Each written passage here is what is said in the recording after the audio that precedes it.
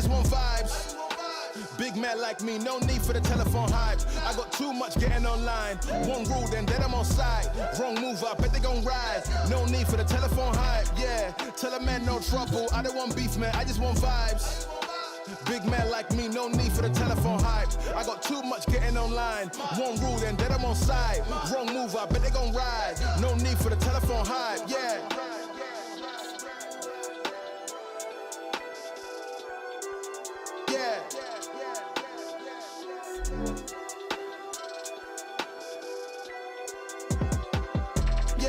Tell a man no trouble, I don't want beef, man, I just want vibes.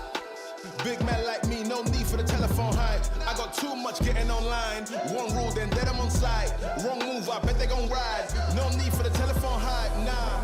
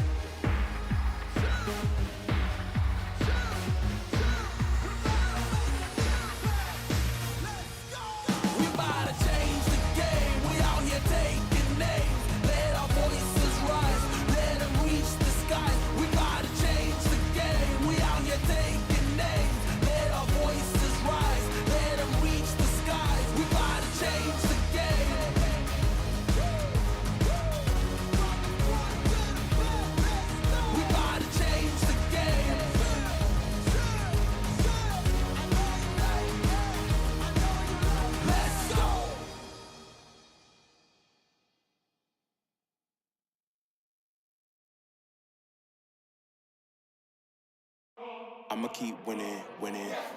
I'ma keep winning, winning. Ooh. I'ma keep winning, winning. You can try to save yourself, but you only gon' play yourself. You can try to save yourself, but you only gon' play yourself. You can try to save yourself, but you only gon' play yourself. You can try to save yourself, but you only gon' play yourself. Yeah, you gon' need 100 men, 100 scopes, 100 cans just for you to watch what I'm doing under the sun again. God-given gift, MCs doing the running man. If you want me to get it poppin', may cost 100 pence. Yeah, what I supply is always in demand.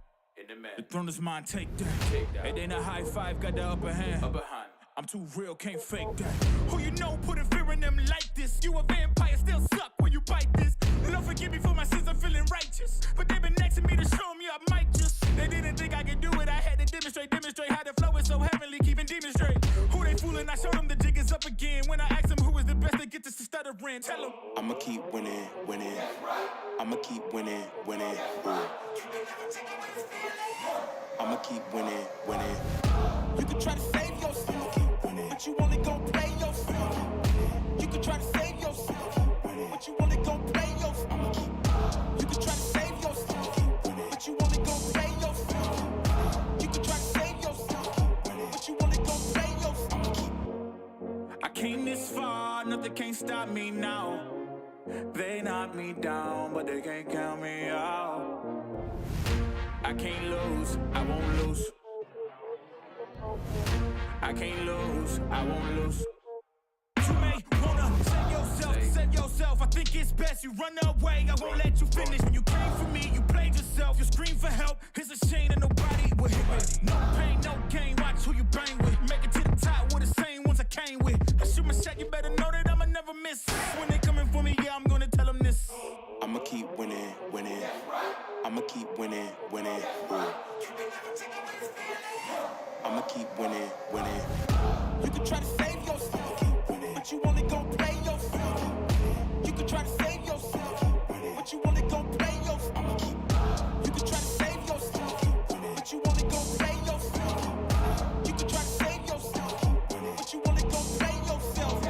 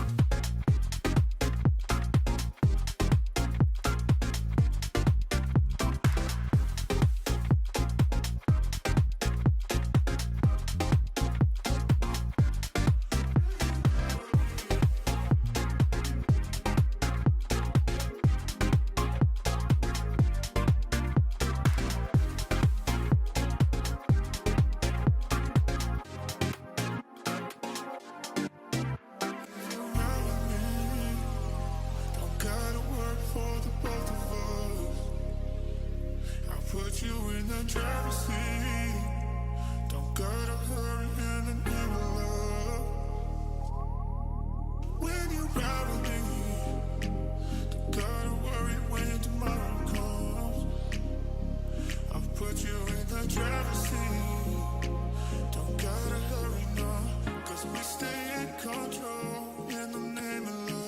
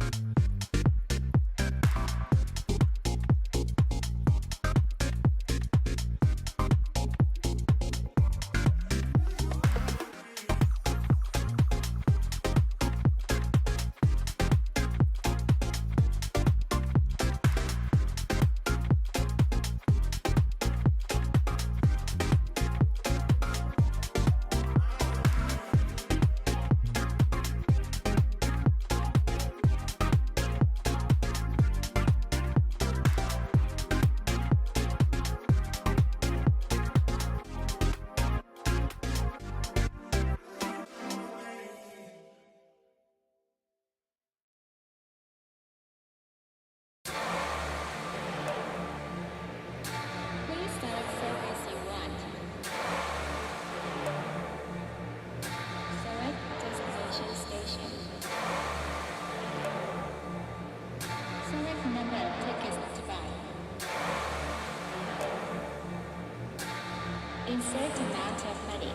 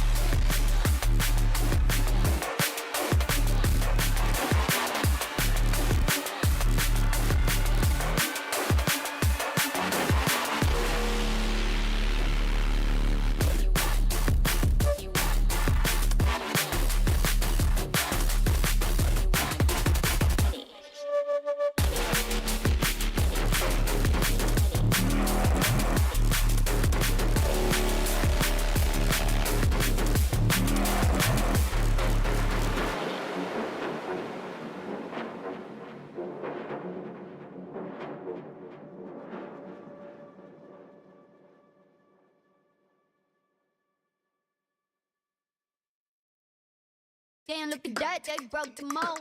Give you some more, make you overdose. Damn, look at that, they broke the mold. Give you some more. Damn, look at that, they broke the mold. Give you some more, make you overdose. Damn, look at that, they broke the mold. Give you some more. Damn, look at that, they broke the mold. Give you some more, make you overdose. Damn, look at that, they broke the mold. Give you some more.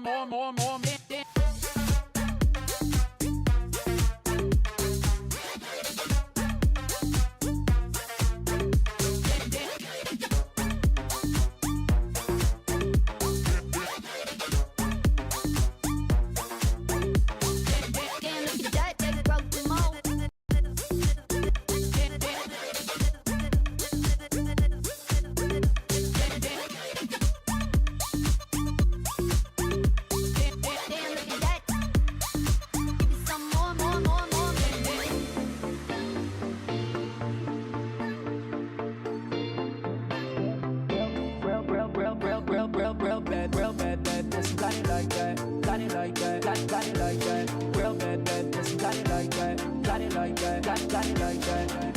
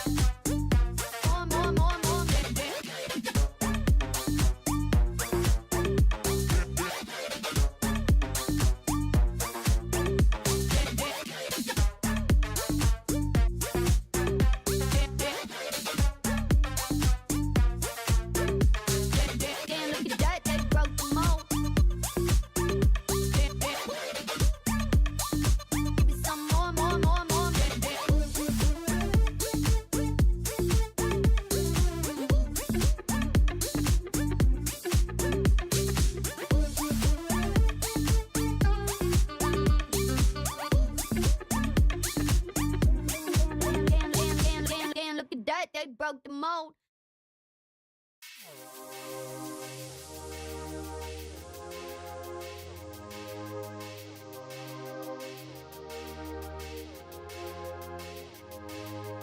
Tell me how to the place I wanna be.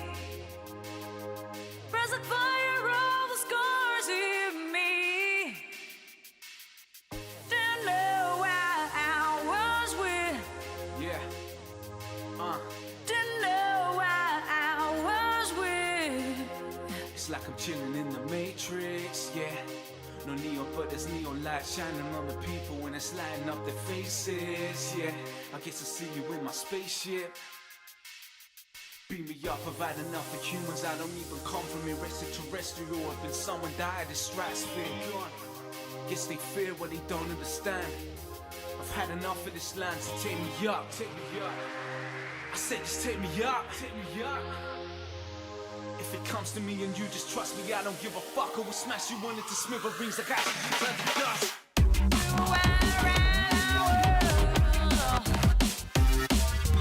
I want you let all the pressure what you say.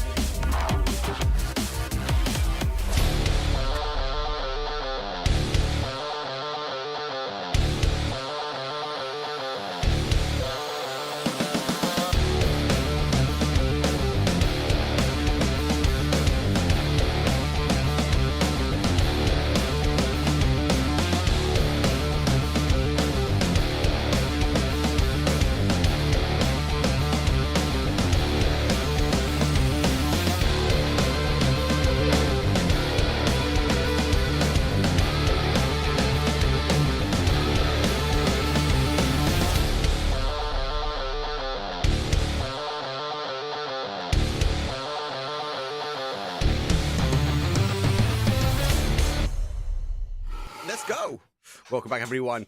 It is a pleasure to be back. Obviously, I'm joined by Azure. Welcome back, mate. And we've got a pleasure of you joining last week. Yes. Yeah, good to, you're going to be joining them for a couple of games early today, right? That is true. Yeah, I will be here for maps 1 to 3. I'm super stoked, super excited. Thank you for the opportunity. As always, Mark, it's always an honor and a privilege to be on here as well. Get to commentate some top PUBG, and I'm very excited, as always, to get right into the action. Well, we do have some top PUBG. This is the VIKÜRVI Invitational. Technically, it's number 2, but it's been called different things. So there's like 13 of them. It's an invitational event, right? Let's just get to grips with it. Invite. You've got to be in the Discord. Make sure you get you and your team in. Obviously, you get invited. When you get invited, you get to come see it. We've got 3 days of action, best of 6 each day. So kind of an eat, sleep, rave, repeat from yesterday. Now, the delay has come down slightly, very slightly.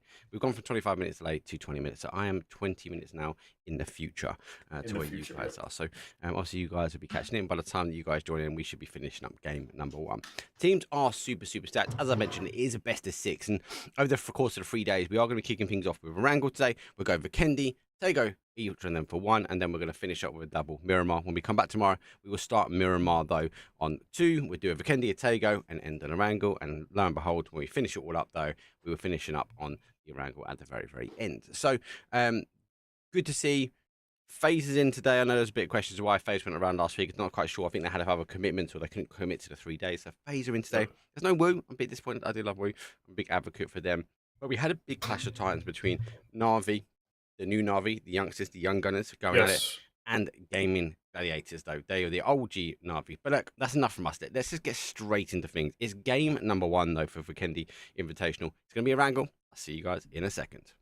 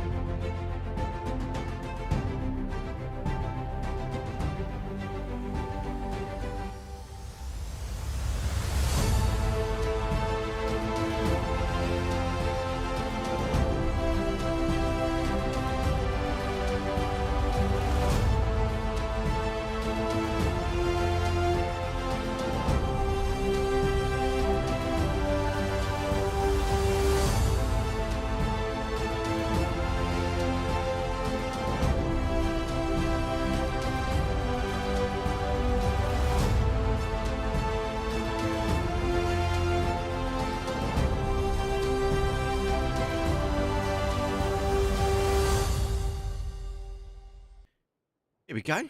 Mic's on. Cameras set. New overlay. Press Uno button. Hey. Oh, gorgeous. Look at that. Always trying to push the boundaries, aka copy the mainstream stuff. So one thing I will note now, guys, we are aware of a slight issue with PUBG's API today. So the TWI might be a little bit slower. When the TWI does update, we will obviously can keep up to date, though, with this overlay, and that will be able to provide you the leaderboard in stream. One thing, the big feedback you guys gave me on Reddit last week is we don't look at the leaderboard enough, and that's mainly because we don't have time. These guys and girls will turn the games around really quick. So I thought, hey, do you know what? How can I show you guys a leaderboard? And the best time is during the flight path. So we'll be able to, hopefully, touch wood, keep up to date with all of the scores and the doors, and it will work from the top left down towards the bottom right in order, so it will automatically update as well. I do plan to put the players' names and stuff like that, but we are on the live server because the esports server is, unfortunately, a few patches behind. So the Dragonoff was a bit OP, should we say. So we're back here, back in the game. Anyway, flight path, game number 1, southwest up to an east. It wasn't very good as 0, though. It was very much favouring the bottom side. I'm surprised we've not seen more teams clashing.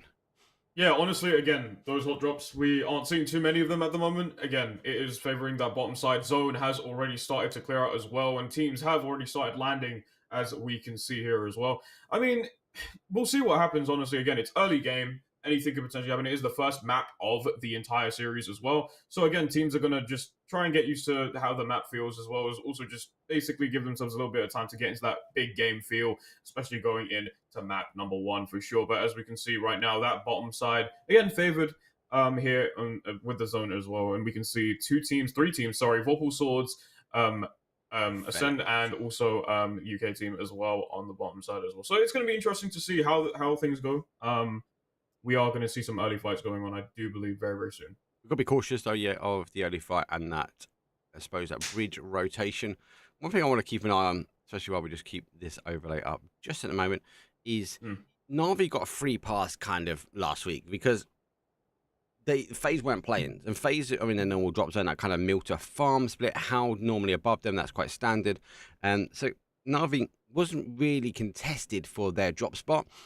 Now, obviously, no Entropic, but we've got Redline in now, and obviously they've got a tryout, I believe, of Honey Badge. I can see he's not normal on their roster, so I'm interested to see how he does over the course of the 3 days. But it's going to be, for me, especially zones like this, we're going to see teams like Faze, this is a normal drop zone. They are going to want to try and play in as quickly as they can in these sort of locations. But more importantly, they're going to move to the bridge a lot quicker than what NAVI can. So when it comes down to bridge camps, Faze and the guys, they're going to be going, hey, do you know what? We know NAVI likes to take that mill to power spot, so why don't we just get ahead of them? They've got a big decision now. Do you get across the bridge early, or do you try and camp out the team? It's game number 1, so I expect more of a bit of a passive play. But as the 3 days unfold, if we get another opportunity to get a bridge camp, I wouldn't be surprised if Faze are in need of points. They might try and hold this kind of location out. For sure, for sure. And they want to be there as soon as possible as well, not giving NAVI the opportunity to really find their own little spot there as well. And it could really work out, especially if they hold out super well. They are starting to make their way towards the bridge, and they are going to try to make it their own as well. NAVI, I'm pretty sure, are aware of that as well. They start to make their way towards the bridge as well there. So do Howl. They're not too far behind as well here either. Now we are seeing a little bit of a clash here. Code marker right on top. Let's have a look here. This is what we're talking about. This is the rotations. This is about time. This is why I love PUBG. It's Battle Royale. Just about who's got the best mechanical skills, but also that timing element behind when you rotate and get yourself into zone and kind of big brain IQ stuff. So NAVI opting to go for a straight rotate over. We already see, I believe it's going to be Acend, rain and fire down on Faze, but look at this. It is the case that Faze has pulled up in the compound. I don't think they're ready for the shots just yet. NAVI able to send one over. Initial shots though coming from Dreams of Doom. We know how strong he was. Looking for the connection. Hakatori, wiggle, wiggle, jiggle, jiggle. But Gustav is going to be putting him down. And Sos is the final player. He's going to have to get over. There's one. There's two. NAVI felt the wrath of Faze already. And we're not even Phase number 1.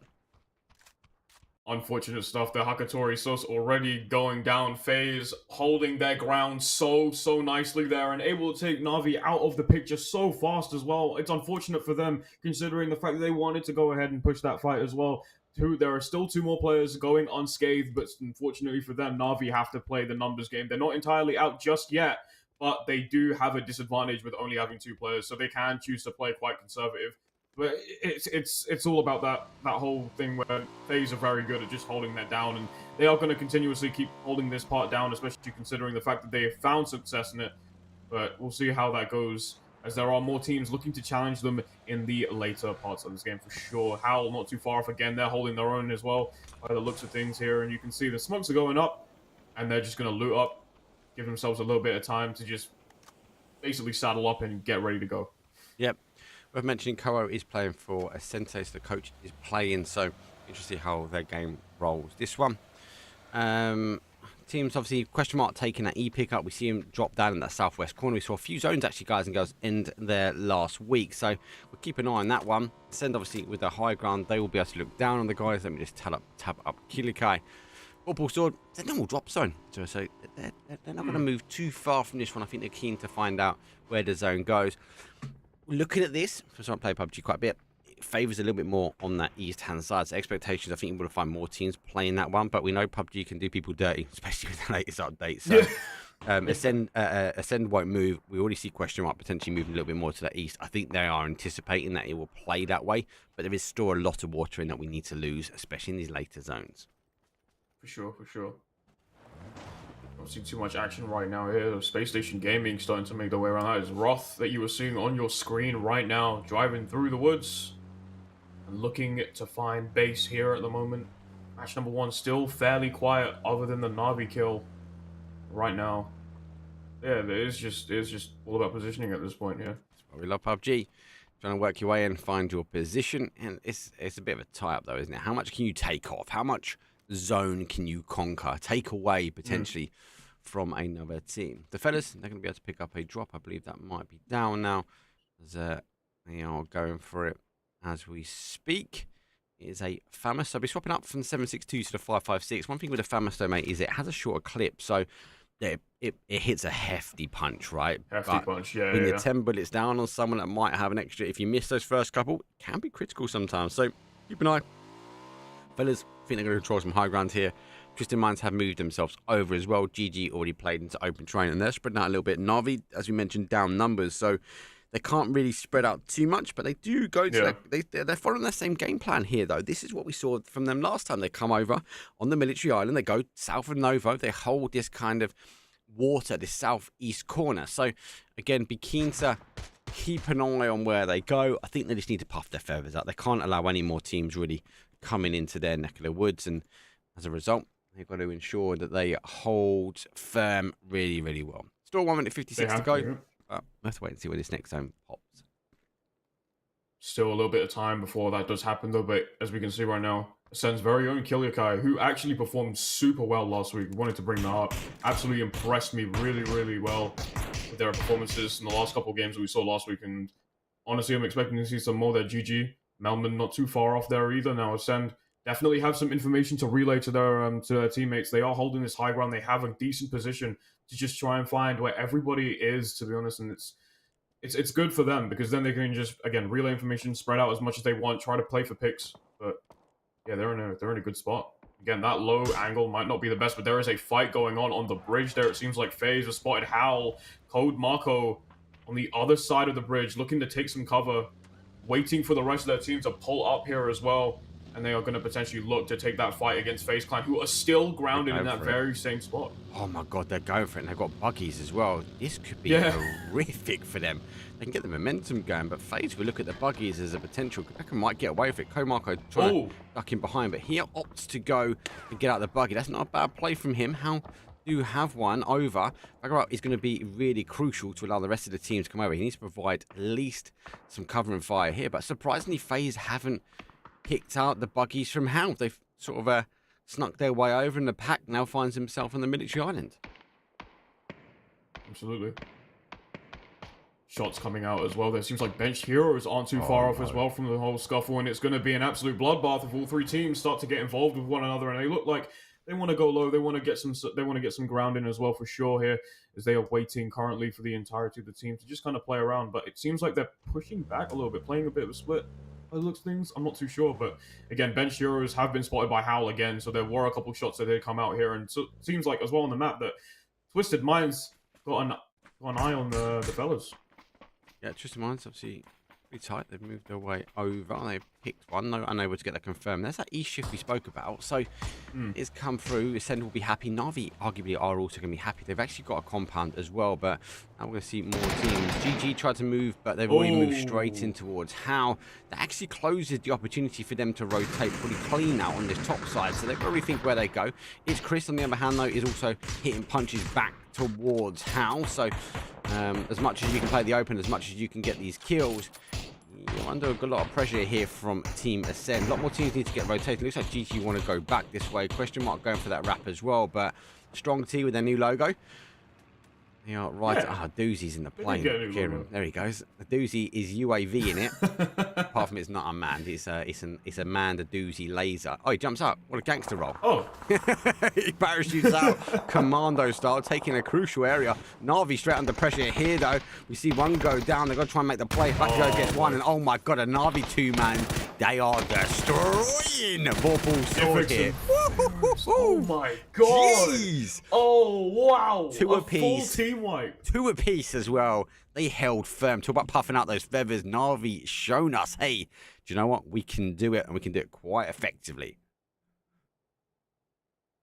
They're still in this. They are still in this, regardless of whether or not they only have one or two members there. They took out the entirety of Vorpal Swords. That said, though, Diffix still pretty low on health there as well. But GG, speaking of which, are playing with the numbers game, and so they only have 3 people. Batulin's able to take down Big Barn right there. Howl also down a team member as well. Make that 2 as Leosh decides to lay it down, taking out both Ruin and Quepta without any problems there. Alia getting involved there as well. Here, Team GG, after making the wrap, want to try and get some kills in here as well. Howl only have 1 left. Code Marco in a very tough situation here again. Acend having the high ground there. It's Chris can capitalize, so can Kiliakai. Just one hit. And he's going to try to get as much damage. Literally 1 hit away. Going to let him heal up there, and GG on the other side there. Question mark are also there as well. Howl haven't got much else to do here. Code Marco still by himself. Still healing up. And Break, able to find the shots there again. Acend breaks the all code. have eyes on one person. He's hit him. But Code Marco still alive in this game right now. Oh, he's under pressure. Here come the rest now. NAVI go. SSG clear them, unfortunately. 15th place. Good look. Do you know what? 4 points. Game 1. You lose 2 pretty much on the bridge. Look, take it. I take that as NAVI as a victory. I know it's not the game as they wanted to roll it out, but look, I would take that. Bench heroes, though, I opt to move in. GG's now after losing 1. They're also playing an area they can do. They need to suppress our Acend. They've ascended their way up to the top. I'm on the zone. Before it is. Oh yeah, so no, as you said before, it is just map 1. Again, take the kills that you can, even if you are like on the back foot, even if you are finding yourself in a bit of a disadvantage, and just take those kills, go out with a bang, you'll get your points in essentially, and that's basically what matters in this scenario. You have another 5 maps to make yourself feel at home and basically just collect yourself as a team. So yeah, fair play to NAVI, who unfortunately are out of 15th place, which obviously isn't the best place to be put in, but again, you've got your kills, you've got your points. You can come back stronger in the next map for sure. The pod, however, a team that we haven't really spoken about too much, are on the other side of the map, is Twisted Minds. Take the carrier over and are making it their drop right back into the heat of the battle. They're not too far off from Space Station, sorry. Or question mark there either, as they try to find some ground here. SSG on the compound on the right there, you can see them all grounded, holding that seafront as you were talking about earlier on, just giving themselves some space, and as well some intel on the lower ground there. So they have a decent angle to play from here, and Twisted Minds not too far off either. So they can look to find some damage at the very best, but not too sure how that'll play out for them, as GG are taking on Redline and finding some success doing so. Uber chucks the nade over. Honey Badger's down and out though for Redline. At this point he got caught. He was on the bridge, so we are going to try and get the res on. See, he's down here. His nade up. Launch back a nade. Actually, doesn't let go of it. I think he knows exactly where they are. Sorry, excuse me, he did let go of it. I've got the tracer on. They're all making a push round. He does go down to their final player now for Redline. He does catch him. And so he's out of zone. You can chuck that pan, but I don't know if it's going to do as much damage as you want as that nade can. Move up, hints in the angle. Nade does hit off the tree and doesn't get the connection. Yeah. Phase number 3 can get away with it now, but needs to get a med on. Got a bit of time. Zone shifting away again. This now he's going to start losing the water. Acend, oh good, they don't need to move here at the moment. Oh, great knock, looking for the confirm. Nade comes out, swings around, and Alia will put him down. Should be able to get that res. They got the time. They do need to push in, but also teams around them need to get shifting as well. Question mark, for me, good position. They will eventually get a bit of pressure here from Acend from above. Question mark just checking off all the cards. Pod taking a bit of a desperate attempt now in. Might find the doozy. He's there watching, waiting. He is. There's one. Here we go. He pops out down to 1 shot. Gets a 2. A doozy though. The man of the plane laying down the law. Now he's on the 2 boots on the ground. Here comes a nade forward. Question mark. Need to continue the pressure over towards him. Give him a bit of support, cover.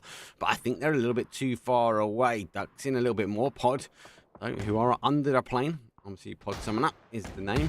And underneath the plane of a doozy now. He's got the med. He's able to refocus his attention. Looks like the guys are coming best going. Phil first puts the smoke down as well.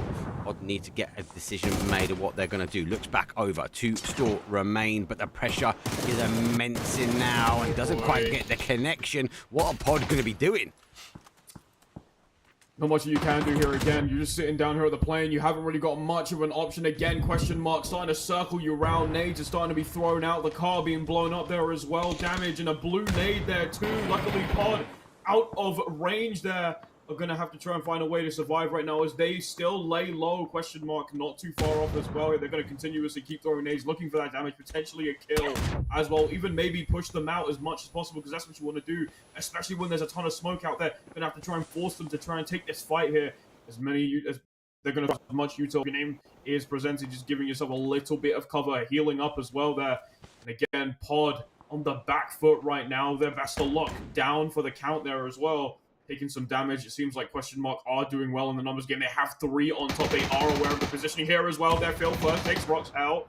Presenti, the only one left remaining, can't go for this res here either. If they swing out too far or overextend, they will get killed. And they are taking some damage there as well. They know this situation. They have to take this fight there. And unfortunately, Pod Samale are out at 11th place. As question mark take that annihilation. And again, just really, really good positioning from them as well. They had good timing. And honestly, speaking of good positioning, Acend have been just holding this really well here. They have a lot of good positioning here as Twisted Minds is taken out as well by Faze Clan. A lot going on here, Mark. There's a lot going on. Biggest thing for me, I like what we see. Send move in, they take the position away. You know, obviously looking their way back down. Bresco is on the hold. Just back to that last fight, really, for me. I just felt like Pod was a little bit unsettled. I don't think they knew there was a player there. They kind of dealt with the off angle really good. They got time on their side in the sense that they've got a question mark. They've got to make the push if they want to be able to keep a player up. If they want to be able to get that back to a 4-man. It just felt like Presenti, like at the very end, it was kind of, well, let's go for it. That should have happened like 30 seconds beforehand, I felt. And potentially where they were up the numbers, they could have caused a lot more damage towards the guys and potentially would have been a bit different on the other end. Question mark though, they're able to still hold. The zone goes back their way. Faze though down on to 2, but they are on 5 kills. Looks like our Vex, the Welsh Dragon, we're correcting, going to be moving his way back here. And SSG, who stormed the beaches on NAVI, have also picked up another kill. They're looking to conquer this. This is a tough zone. This is very open terrain. This whole hillside. These guys and girls got to fight on this east-hand side. It's going to be really, you've got to swing for it. You can't be sitting back. You can't be trying to defend it. Cars and shields, they're going to be a friend. But more importantly, putting that trigger quite quickly and putting these players down, that's going to keep you alive on this east. See, that's the thing, right? As we were saying before, the zone just favoring the south area is very dangerous, especially considering the fact that you don't have a lot of space to deal with. It's going to get hectic, and they did. And again, early game, it was pushed to that point where Acend had a pretty good position, but everybody else was forced to play on that sort of back foot, playing at the bottom of the hill, and expecting a lot of these early fights going into it already. Gaimin Gladiators with a stunning 10 kills thus far here. Layoffs from bench heroes looking to try and find some damage or a kill here potentially, though. UT goes down, and unfortunately, even though with 10 or 11 kills, GG are out at 9th place right now. Some good points there for GG. They can take those points going into the leaderboard. They've placed fairly decently as we have 8 teams remaining left of match number 1. This is it now. Faze obviously aware they got shot from another team. Vexto still focusing forward as bench heroes get the opportunity to get the res. I think he's going to be able to extend up and get that res himself. So Faze soon going to be under some pressure as now he has to turn around. Page does launch some shots up and he puts himself on one side. Might be an option just to let the guys go. Fett's going to lay out the Dragon off though. Unfortunately doesn't quite get the headshot. Extends, goes down, but that's going to be a massive indication. Woo, woo, woo. I'm here. The Dragon breathes some fire. At the moment, he's been extinguished a little bit and he's going to be pinched in now between bench heroes and potentially SSG. This is a very, very tough situation to be in. You have 3 people on one side, you got the rest of bench heroes on the other side. You do not want to be in this position right now. The question is, can Dragon breathe enough fire for him to get out of this situation? Smokes go out there. Going to be a little bit harder to find that potential spot as both players start to move out there. It's Chris gets 2. Bench heroes are out, and that makes it easier right now for Faze to sort of move out as bench heroes are no longer on their flank, so they can move away from SSG and give themselves a little bit of space. Foot taking out Strong T from the competition. 6 teams remain in this competition. Working their way up now. It's actually allowed Fex to move. Solid Ranger in the placement points now. Sendo obviously had that too. He obviously had that bigger split. Koho moved out to try and pressure in. Alright, team question mark. Now, Koho is providing a pressure back the other way. Michael goes down. Let's get the shots on him. Koho not over extending. He knows he's got a team here. There's multiple angles which these teams can now move in. Only 2 kills. It's not to be surprising, right? For Acend. They've been in such a centralized position for so long now, but arguably have been controlling it quite well. Look, Koho's on 300 damage. We've got Brexco who's on 310. Look, it's Chris is our current damage leader with 622. Wow. And Killikai's put another 200 on the board as well. So they're shy of the kills. They put themselves up to 4. This is now where the control happens. They've controlled the zone. Acend like a slower early game. They get their position, then they'll work in. They are like the kings of VIKÜRVI in my eyes. They like to play their edge play. Now they've got the edge they want to play. Hopefully they don't drop the ball because we see Faze coming in behind. But this is where a team like Acend will now chip away and get some points on the boards. Killikai, something to look over. I'm more worried about this danger, which is coming in from behind, which can be Fex. And that's a solid game plan as well there for Acend. Again, just playing back, basically being the king of the hill. quite literally they're holding that, but it seems to me Spotted. that they're unaware of positioning. Their huge shot from Breaks. Perfect timing there, even before the nade could really do some real damage there, Mark. Okay, let's talk about damage. We got a 4 versus 4 versus 4 versus 4. What more do we want for a Vikendi Invitational? There's no reason why these teams have been invited to this. They're the best of the best. There are some really good teams like that. I'm going to caveat that with a bit of safety because I love everyone. But look, I like it. Game 1, 4v4v4v4. It's all positional play. I love each team has played this location very differently, from our full send into the middle, from a question mark, from a SSG storming the beaches, taking out NAVI, to Acend at the top, rolling their way down. It's Christo still hammering those shots now, as he is causing damage, not just for one team, but now for multiple teams. They are working their way in. Question mark, a team that have been quite quiet for a bit here. Still playing back. The blue nade goes out, and it seems like Acend are taking their chance to strike back now, and so afoot. Question mark in a very weird position right now here. Phil first, trying to play low here, especially down by the hill. Don't want to be too bait there, and Kilyakai goes down, Chris goes down, and so does Breaks as Spacestation Gaming start to really pull the hurt on Acend right now. 2 needing for the res, and Koho goes down. Acend are out. Spacestation Gaming. Oh my. Good for an incredible team wipe. What was it like? Right, boys, line the shops up. 1, 2, 3. And then Acend just went bam, bam, bam, down to the final player. Before Koho can even stick the hand on the res, he went down. Now the pressure continues as we see Foot moving their way in as well. Nade will do it. This would be a quick finish up. 11 kills. It's dangerous. 8 though for SSG. We've got a 4 versus 4 ending here. It is going to be a difficult one. It's a full 4v4. We haven't seen much of these in a while, I don't think, anyway, especially considering the fact that everyone likes to play quite aggressively here, but these two teams are going to have to push out. They're going to have to fight. This is their final stand. They are playing on this hill here as well, so they do have a little bit of positioning that they can mess around with. They can decide to play high or low if they want to. SSG are starting to wrap around there as Foot start to make the push just a little bit around. They're going to try and find some information here. Essentially, as Roth starts to take the first shots back to Bolt and takes Foot down.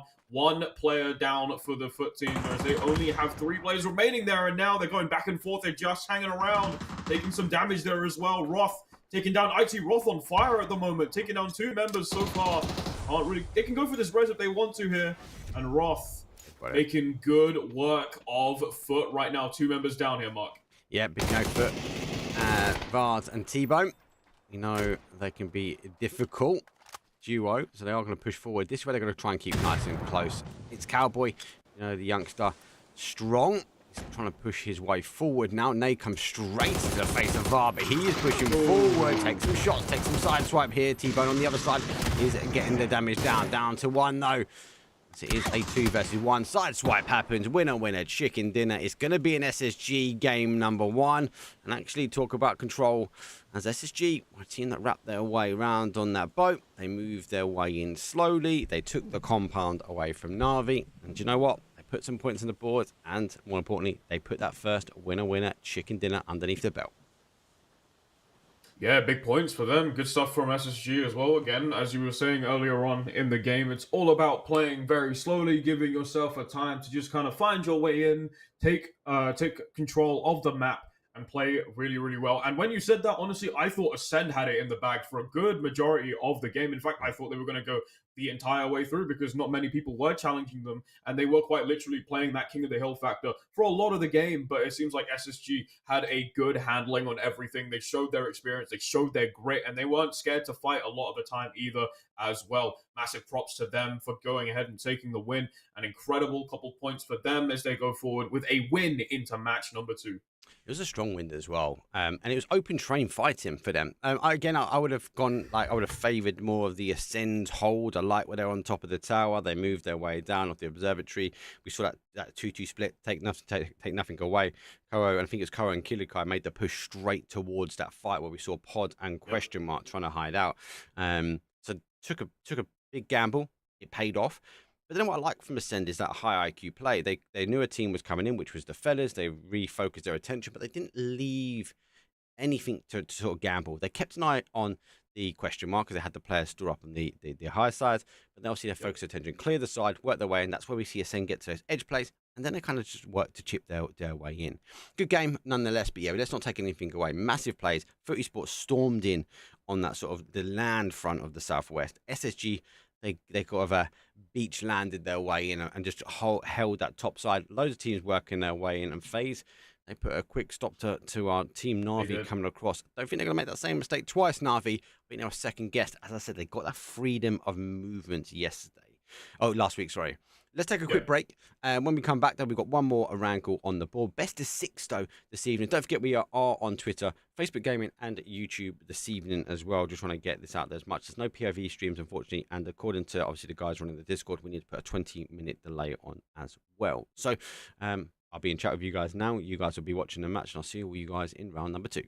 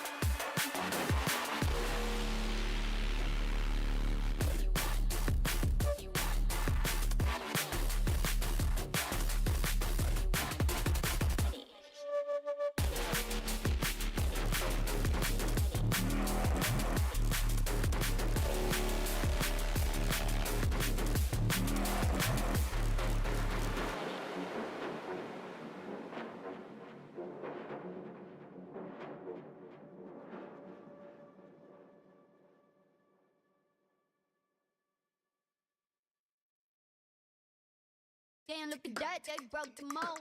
Give you some more, make you overdose. Damn, look at that, they broke the mold. Give you some more.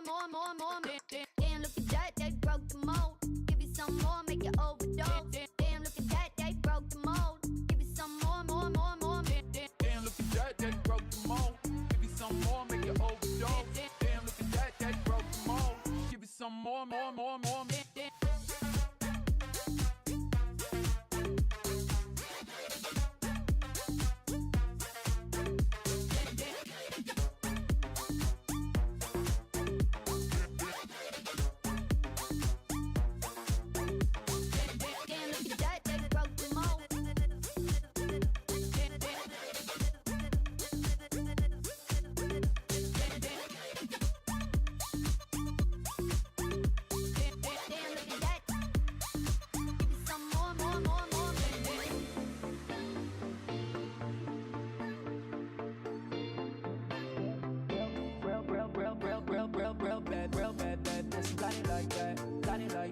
got it like that. Real bad, bad pussy, got it like that. Got it like that, got it like that.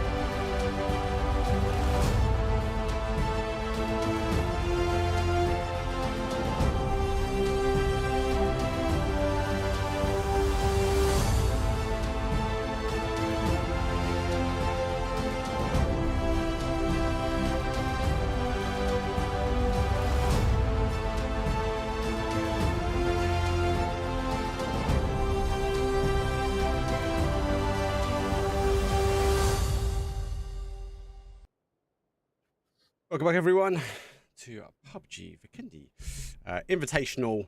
It is game number 2 for day number 1. But obviously, just let you guys know, we have been mentioning it in chat just now. The API is not working correctly. The admin team are on it, and they're looking into trying to get it updated.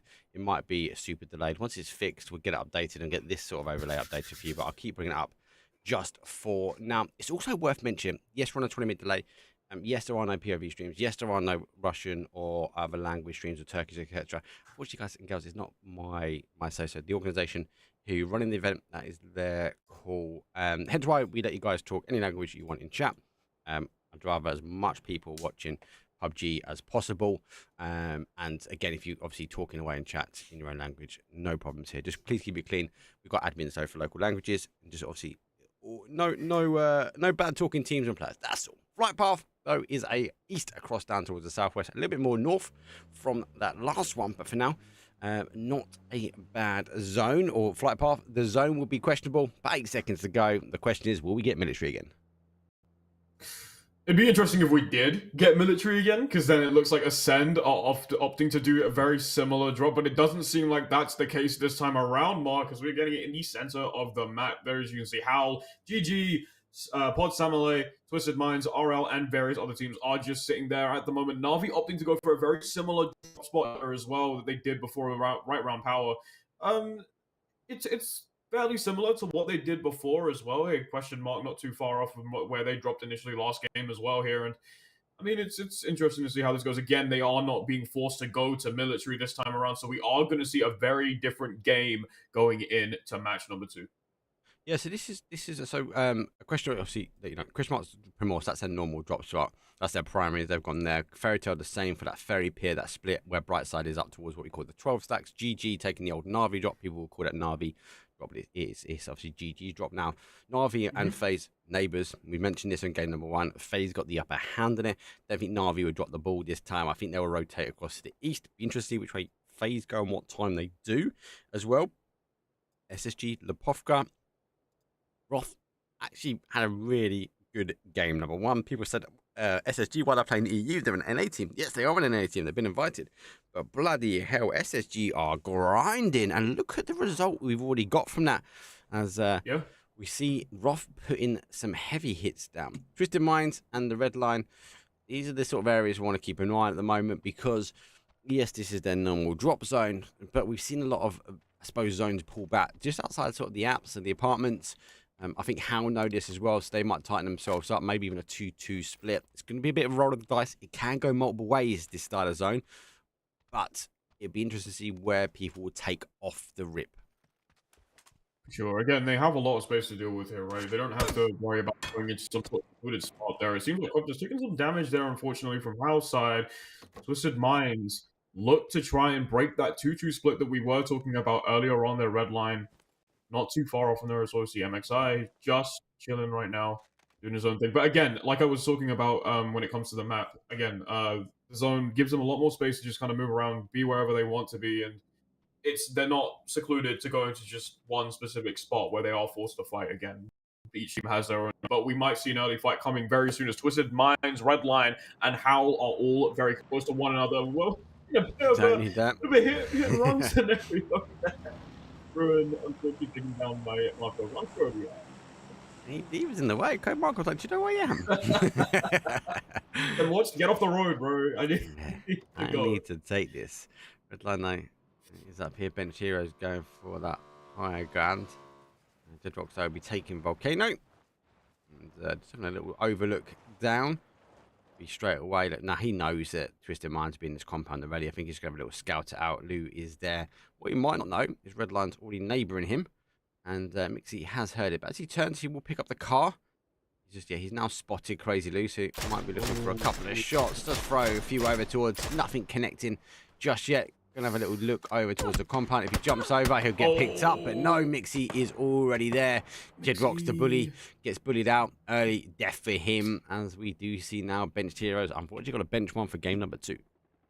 That sucks. Honestly, that's not the best way that you want to go out. You had to be there. You've obviously could relay some intel to your teammates, but it's worse when you are literally right there making noise, and the rest of the rest of Twisted Minds are just waiting. They know that somebody's there. They can take contact. Bench Heroes, unfortunately, losing one already. As you said before, man, got bullied. Tried to be the bully. Got bullied. Karma does hit quite hard. Jedrock's unfortunately falling short there, but it seems like Bench Heroes are starting to make their way towards SSG, trying to avenge the Fallen in a fight right there over on the right-hand side. Good spot. Yeah, it's over here. They start to make their way inside, trying to find some sort of shelter, but Acend's able to take out Just Hanging Around. And Acend's unfortunately will take the fall there as well, getting knocked there from SSG. It's not what you want as well. SSG taking game number 1, and we lost one. It kind of run through him. Roth, though, does get layoff. She's a bit further out, so he's kind of providing that cover. His Cowboy goes down. This is a potential cut off. No, it's not going to be. Page has already crashed the compound, so they should collapse. 2-on-1, and they do pick him up, so at least they'll be able to pick one. Only one flash from SSG. Game number 1 winners down to a 3. Early death again. Early team out. Phase number 1. Store not coming. Yeah, close for SSG there as well. As you were saying before, they won the last game. You don't want to be in a situation where you've been taken out as the first team. That is like the worst position you want to be in after coming in with such incredible points. Sure, now you have only 3 members to worry about there. Redline not too far off on your tail, but you're going to have to try and basically just keep yourself in the game there. However, seeming is with NAVI are taking out Faze there, and so are GG. They're getting in on the fun. Third party, they're on the side as well, as it seems to me as if Faze are on the opposite side of where they were at the beginning of game 1. Their GG's very own Cutie looking to find a kill here very, very soon. Good nade. Good confirm for his own player. He was looking for it in Faze. Unfortunately, getting punished a little bit from GG's there. Now GG are down, so it'll be interesting to see if they will make the push themselves, as they are down a player as well. Probably not close enough to capitalise up on. That's Faze down, right? That's down, yeah, down and out, mate. Yeah, Faze are out, yeah. It's NAVI for the push now, but look, see how far they're out here from shelter. They just can't do it. Honey Badger is down again. He's going to be unfortunate, playing quite loose here. Redline are going to be summoned to Vorpal Swords, who came out a little bit earlier. They'll be happy they've taken this compound. Redline, massive split for them. They just held it a little bit too long. And now as a result, they unfortunately go their way back towards a 3. Yeah, it's not too good of a position, but we have seen people play the numbers game and come back from it as well here. The fellas starting to move around as much as they possibly can as well. We're going to try and play very slowly. Sees one though. They're on fire, trying to take their shot. Not able to find one and doesn't connect again. Third shot potentially, but out of sight. Lay on Fire not able to get the shots in, not able to find even the smallest bit of damage, which can be quite gutting. But they do have an idea of where they are, so that could be good for their positioning, as they can push that as well. They know that they have one by themselves. However, Vorpal Swords can always come together here as well. As we can see, Twisted Minds, very own Crazy Lou, seems to have a visual on both two of the Redline members there on the back foot there as well. So it's interesting. Again, not too much happening at the moment. Every single team is just kind of finding their footing. We have seen a couple teams go out early, and yeah, so it's still very early game. Yeah, this is again position game. The good old PUBG. I know. I think that you're right. I think they know where Vorpal Swords have gone. PWD. He looks like he's going to try and stop our little push here from our fellas. Michael does get that bolty knock though. PWD. I don't think he's been spotted. He could cause the team some issues if they come rolling over. Michael will be the one rolling down, though. The car's coming up and over. He takes some shots at one. Michael will be able to focus his attention now. They can 2-on-1 him. He's have to dodge, duck, and dive. He does go in and out. Able to pick up one, though. Here's Michael back into the compound. Car did, unfortunately, roll by. Trying to get those tyres out just to drop that front so they can't get tabbed underneath. But don't worry about these nades. They're going to come underneath, and that should be enough. That will be the knock, though. Yeah. They do get knocked themselves. Vorpal Sword backed into corner. 2 on the compound. We have 1 behind us, though. Baku playing the open fields of Yaz. Redline might want to get a bit of a revenge now because they'll be seeing the kill feeds that Vorpal Sword are under pressure. Yeah, it's an eye for an eye in that situation. And I mean, it's kind of to be expected there again. Vorpal Swords, unfortunately, losing PWD on the back foot. The Himako taking out Iroh. The fellas losing one that gets a knock there as well. Smokes out as well for them, so they have a little bit of cover to worry about, giving themselves a little bit of time to just kind of get that res potentially in there. But Jordi knows where Nabat is, gets the nade there as well. Fellas are in a very bad position here. Yeah, and that's it. Redline have pushed in as well. Sword on for 2, so it's kind of a 2v1 here. Vorpal Sword have the opportunity to get the res, but as we mentioned, that collapse here will be really critical for both these teams. Rustama is on the outside. He's had a little scope in, trying to figure out exactly where the players are. There, Bersky's going to pick up Michael, so there's one more confirmed. 2 points now on the board for Redline. They did lose Honey Badger, remember, to Vorpal Sword, who crashed in. Fellas do go down, so cleared up, and with that fight ending, I don't think Redline are going to stay around. They're just not going to know exactly where the information is. Looks like the zone has popped, though. They are making their way back here. SSG down to numbers. They go all the way in. They're going to take the middle. Now, we had a win from here last week. Howl, Marco does put down Page. Smoke will come out. Cowboy will get the opportunity to get his boy back up. I believe the guys should just hammer that car, but yeah, it's Cowboy. Clean hit, run. Zone shifts back, though, back towards that sort of north to northwest. The rest of these teams will now isolate themselves down to a compound and try and play this one out a bit later. Yeah, you don't want to get too involved with a massive fight there, and just give yourself a bit of time. Wait for someone to push you potentially there. As you can see, Fairy Tail on the plane there as well. Going to try and look for a potential drop spot here as well. Look for a compound potentially. Just give themselves a bit of time again. Don't want to push in too much as yeah, it's not really too good for them at the moment. SSG, however, still sitting where they are right now. NAVI looking for a 2-2 split, playing quite far out from one another, actually, which they have done many times before. It has worked for them in the past. The question is, can it work for them again here as Fairy Tail make the drop, all feet on the ground, safe and sound, as they make their way into the building now. Yeah. You find their way safe inside. Lucky enough, actually. That 2-2 split here from Twisted Minds. Crazy Loot unable to see the angle of them dropping. It's normally you catch them on that animation. And obviously SSG were getting that res. You mentioned Navi, yeah, massive spot. The bats are kind of their standard game style. They are playing really wide here. That's quite normal for them. They'll try and conquer as much as they can. They'll continue to get as much information. On the other side of the zone, question mark their way through. And now looking up towards Pod, who sits themselves on top of Potato Hill. And Doozy is just trying to bait Pin out, but connecting shots just yet. And I think Pin's more interested in looking over the adjacent way, as he's just scouting a little bit up and over. He is making his way up towards the top. And you can see that tree cover there, Rocks is sitting in. That's going to block those shots from Question Mark. And Question Mark can't pick up Pod. It'd be very hard for them to make an extension up here. That's the thing, though, as well. You don't want to... You're in a good spot. You don't want to push too much as well, and it forces Question Mark to make that push, essentially. If you play back, we did see Acend do this last game as well. Again, play up high, play up back, give yourself a little bit of time. Pod Samale don't have to push you. They don't have to force this. Sure, you can get some damage in, and that will help you out there. Even a kill will be good for your points, but again, you don't have to force this all too much there. They are just playing to sort of surveil the area, get some kills in eventually, question mark. However, also want to be sitting back here as well. They have seen them. They are aware of the noise. So no one is going to make that position in a standstill scenario. But it seems like Twisted Minds aren't too far off from Fairy Tail there. As the zone gets smaller, teams are going to start to make their way towards a fight. And speaking of which, seems like NAVI have also gotten themselves in a bit of a scuffle. There have been some shots on the map, as we saw before here.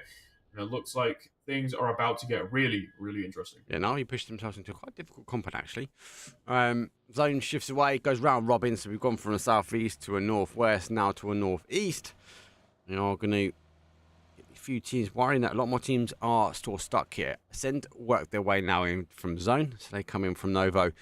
They're conquering for Boatyard, and it seems like Strong T Foot all pushing over. Acend will come on the back burner of this one, so we'll be up and over the top. Foot had a really good game number one. Yes, they didn't quite get that chicken dinner I think they wanted, but was it 11 points, 11 kills they put on the board, plus the placement points as well?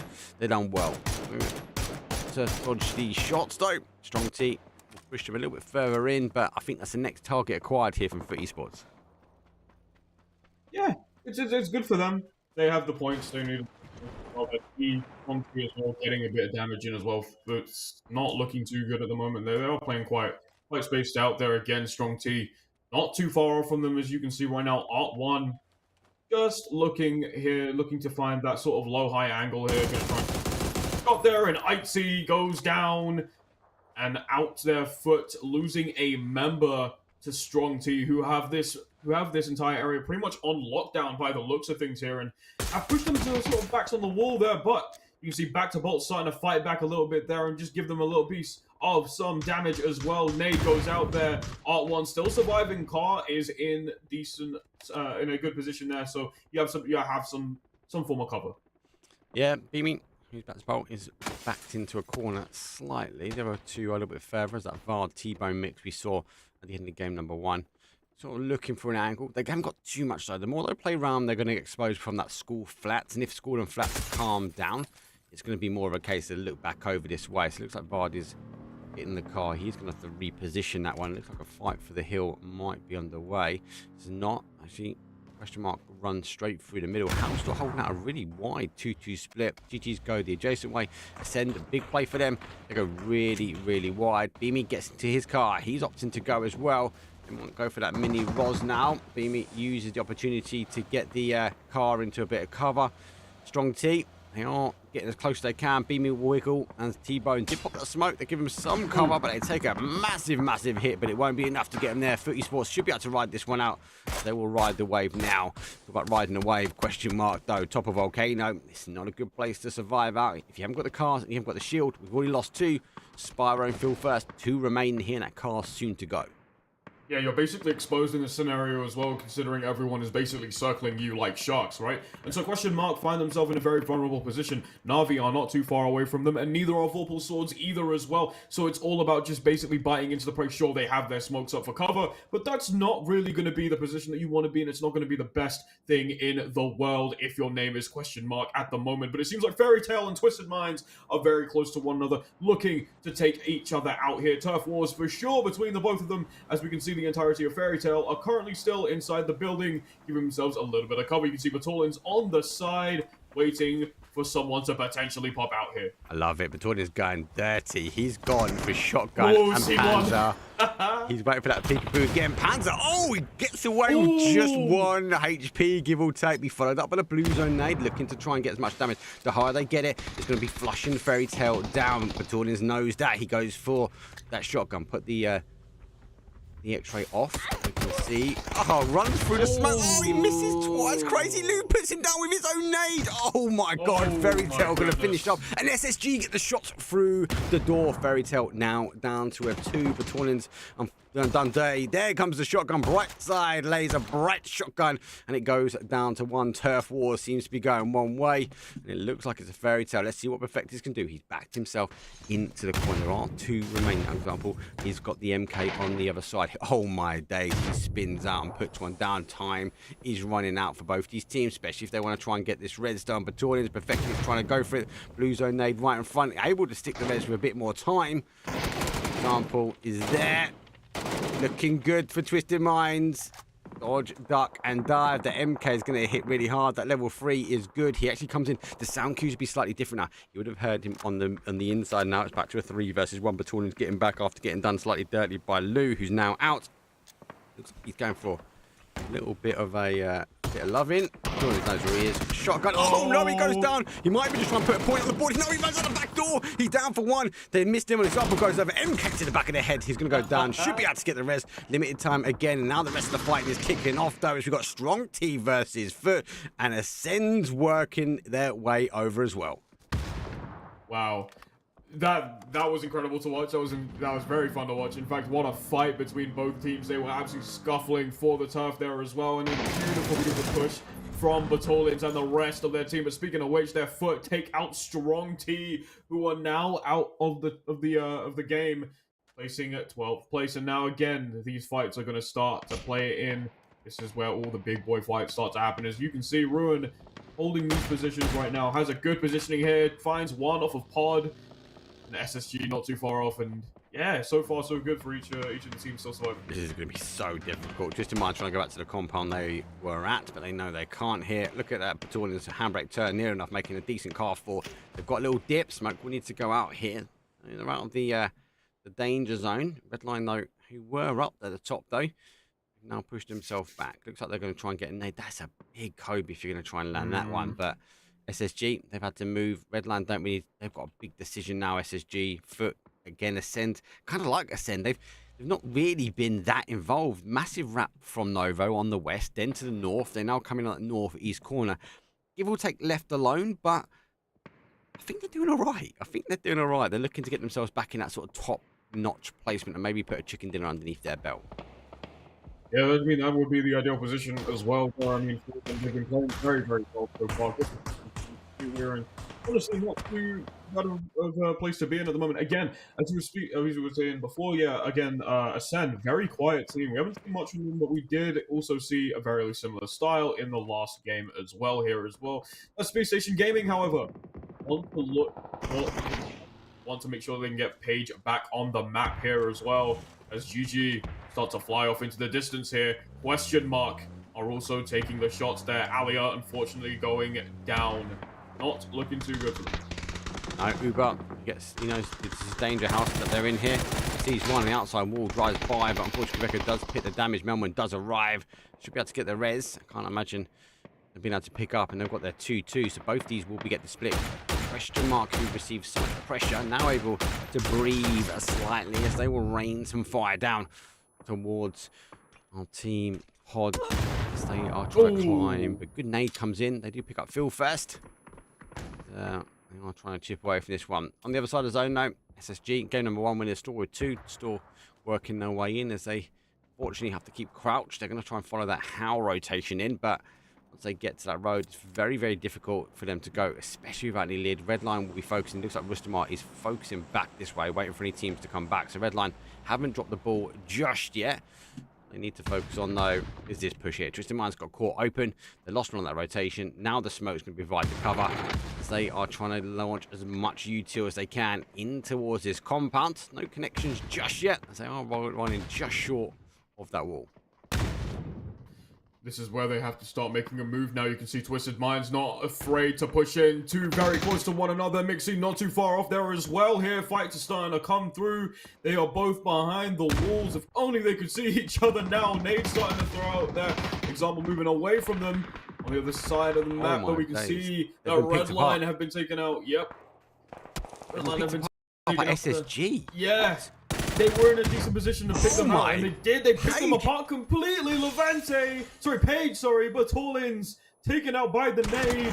Spacestation Gaming really standing on business right now as Example is able to reverse the situation. The Torrent out for the count from the blue nade. Example gets 5 kills for putting Twisted Mind on the map, while SSG go out at 9th. Last game's winners going out in 9th place. Question mark following closely at 8th. No, SSG still up. It's Cowboy still there. Oh, sorry, 7 yeah, you're kills. right, He's yeah, still there. He's there. Question mark went in 8th. So they're obviously working their way down. Redline were just before that. A lot of action, a lot of really unfurled. Acend, they are still just on the outside. No kills just on the board yet, but they are in the placement point now. Much more of a controlled rotation in for them. They will now work their way in. Limit store alive for Foot. Looks like Gaimin. Oh, big hit there from Diffix. 65 for Levante. Ubot goes down. Elman looking to rotate back, but he's receiving a lot of pressure himself. I think that is a unresable position. Yeah. It is, yeah. They'll know about your position. Yeah, exactly. They'll know where you are very, very soon, and they'll weed you out. They'll get you kill. Diffix able to capitalize off it. Navi, again, another quiet team as well, quiet like Acend. Haven't really done too much engaging, but they are now going to find themselves in a position where they may have to engage. If Chris can really, you know, find some intel, make some noise, it will force Navi to play a lot more alert as well. It's Christo wiggling his way around. I kind of like Killikai's looking as well. The car might draw the attention as they drive away. It's Christo. M249 is there with the old deployable bipod. He will be waiting for them just to crest over. Like here, as you can see him there. Killikai does get that knock though on Vorpal Swords. Need to think about what they're going to do. Here comes the smoke. It's Chris looking to go with the nades. Be looking straight at that smoke. Diffix though on the adjacent side. It's Chris there with the M24, but it's Diffix with the ore. Gets some heavy hits himself. It's Chris will go down. Acend need to refocus like the bait with the car. Let's see what Acend can do. They're pretty cold here. Navi the same. Only 2 kills on the board for them. And GG's. Look at the mini map. They're coming in quick. They are coming in quick. They're not too far off from them. Blue nade goes out there as well. A couple smokes being thrown. A couple nades throwing out from Diffix there. Hakatori gets Chris down from the nade there. Diffix taking some damage there as as Levante throws out that nade there. Ferris getting breaks as well, where they are going all for each other. Eye for eye, band for band, firing at each other. Completely one dropping down after the other. There's Ferris, kicks out Koho. Levante and Ferris going 1-for-1 as well. There is Navi. Take out Acend from the game there. And they are doing so well for themselves, but they only have 2 to 3 players left here. Diffix not really going to be able to get the res. I don't think so, because GG aren't too far off there. Sos gets one. Not able to find the second. Levante shutting down any other options. Ali, unfortunately, being the one to fall down. And the GG have good positioning on Navi as well. They start to make their way around. They're aware of the situation. They can get this res, but unfortunately, we're trying to get that res, but unfortunately, Ali are falling short there. They're Diffix by themselves as well. Could potentially get bombed out there too. Nades going out once again. Gonna look for that shot there. Hakatori goes down. It seems like Vorpal Swords want to take a pick at Navi as well, who are on the back foot there. And GG do a good job of putting them in a very, very awkward position. Hakatori down for the count. Diffix last one standing. Melman starting to make the push alongside his teammate Levante, who isn't too far back either there. And it's all going wrong for Navi right now. It is going slightly wrong. Diffix though, he's still here, he's still waiting. 7 kills for Navi from a 2 to a 7 quite quickly. You're not going to argue that Navi are not scared to put points on the board. GG's looking to try and come over. Levante with Groza will hit pretty hard if he can get the shots on. Diffix so sprays to Melman, but Melman says, hell no. Sit back down. Old versus new. Old come out on top this time round. We're going to have to wait and see. Back to kind of a normal Final 4. We've got 3 versus 2 versus 1v1. And it's good to see SSG are still up in the mix. They still have a player here. Twisted Minds down to 1 example with 6 kills himself. Team is on 7. And GG, 12 kills. Big kill games at the moment. Looking good, looking strong. An aggressive start here for VIKÜRVI Invitational Season number 2. Looking so far so good there. GG able to capitalize so well there. They may be down 2 members, but they are playing really well. Vorpal Swords, again, another team that we haven't seen all too much of. They have made some damage. Obviously, they unfortunately have lost PWD there as well. So they have 3 players there. Not everyone has a full squad, and we have seen teams come back with just 1 member as SSG look to try and potentially take that second game. They only have 1 to play with as well. So you're going to expect them and Twisted Minds to play quite slowly and wait for the opportunity to get those picks, because we are going to see Vorpal Swords and GG eventually lock horns with one another as Nabat takes out Melman, who is now down for the count there, and GG are out at 4th place. Fortunately, it was their own nade going down and causing the damage. 1 for Vorpal Sword, but we are now 3 teams remain, and look at this. The 2 are there. It's Cowboy, the youngster, the young gunner. Doing so well. Been watching him for some time now. It's looking good. I think he's just seen those smokes move over. He's in zone. I think he's waiting for that potential, but it's dangerous here because Vorpal Sword might see him first, especially with the smokes, to be looking over that way. And his back might just show up. Depends if Example pops his head up first. Does have that MK, so if he does rain some shots, the attention will go to him. And Spacestation Gaming, it's Cowboy, he might just be able to control. Oh, he's seen him as well. Yeah. Nade, set, watch, cook, Q, action. There he goes, moves the other way, spins around Example, but no, it's Cowboy. I think he's going to take that one. Vorpal Sword, they are going to come honing in on him. And unfortunately, though, they picked up one of the boys for SSG. Not that final one. That should be an end. He's going to cook the nades. He's going to say goodbye. And it is actually picked up. Vorpal Sword do get it. The spray does go. And it is 6 kills. A 16-point game for our game number 2. Vorpal Swords will conquer that one. Good game. I kind of like, actually, the thought process there for its Cowboy at the very end. Like, do you know what? It's like, do you know what? Let's try and get there. Let's try and deny at least 1 point. It's over 3 days, right? So that can happen. We can get the opportunity to try and do the damage. Stay on that screen for a little bit more because obviously the API is not working. That means if the API is not working at the end of this one, poor Mark needs to do some maths, and I need those screens to be able to do it. Good game. Let's recap that game. Big thing for me, Acend, big rotation for them. Slow rotation, Novo, all the way around that sort of west-hand side. They came around the top and worked their way in, and they conquered quite a bit of area. They eventually got squeezed out between Vorpal Sword and that sort of Navi GG fight. Navi and GG always wanting to clearly fight each other at the moment. How, worth a mention as well, their 2-2 split actually caused a lot of damage for some teams, but there was a lot more aggressive stances. SSG, aggressive stance. They had to push in. They lost too early. Got a 2nd place. Twisted Minds, aggressive push, holding out. I think they'd be disappointed. They went back to the apps and it did pull back a bit more to the east. But again, kills on the board. Example put 6 on there as well. So again, a good pickup for them. Twisted Minds looking strong though after game 2. Twisted Minds played absolutely incredibly again. Shout out to Battalions and Example, who made an incredible push on Fairy Tail when it mattered most, getting those kills again, picking them up. That is some good points for them as well. And they're going to feel a lot more confident, especially after that second game. You know, that first game they didn't do too well, but that second game they feel a lot more comfortable. They have a lot more points on the board there as well. But speaking of having a lot more points there, SSG follow in at 2nd place. So they still have a fairly strong lead going into this next game for sure. Congratulations to Vorpal Swords for dropping 16 as we move into match number 3. Yeah, let's take a quick break as we do transition now to map number 3. When we come back, though, it is going to be that cheeky Vikendi, the snowstorms, the bears that always steal it away. For now, we'll put a couple of minutes on the break screen. See all you guys in a few. Cause we stay in control in the name of love.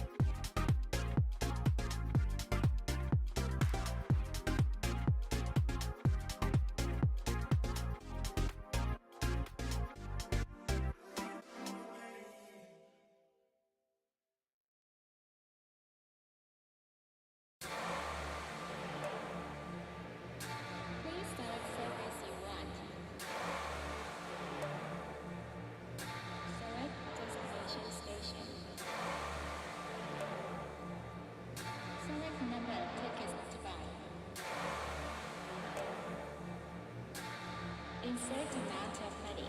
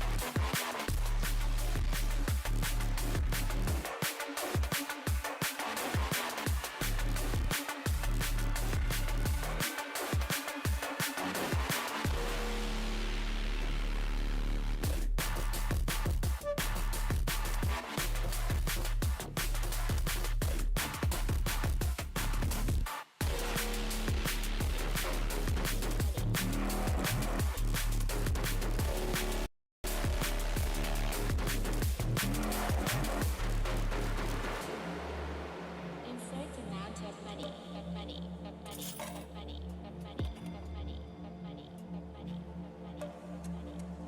Insert amount of money.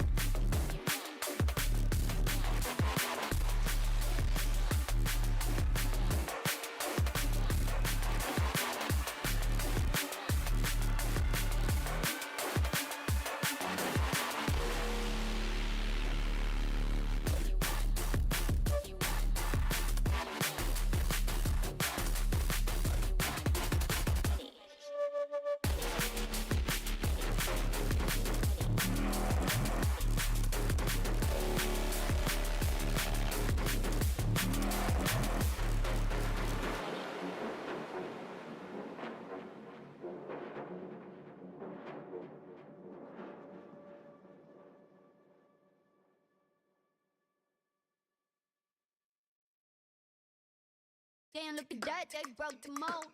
Give you some more, make you overdose. Damn, look at that, they broke the mold. Give you some more. Damn, look at that, they broke the mold. Give you some more, make you overdose. Damn, look at that, they broke the mold. Give you some more.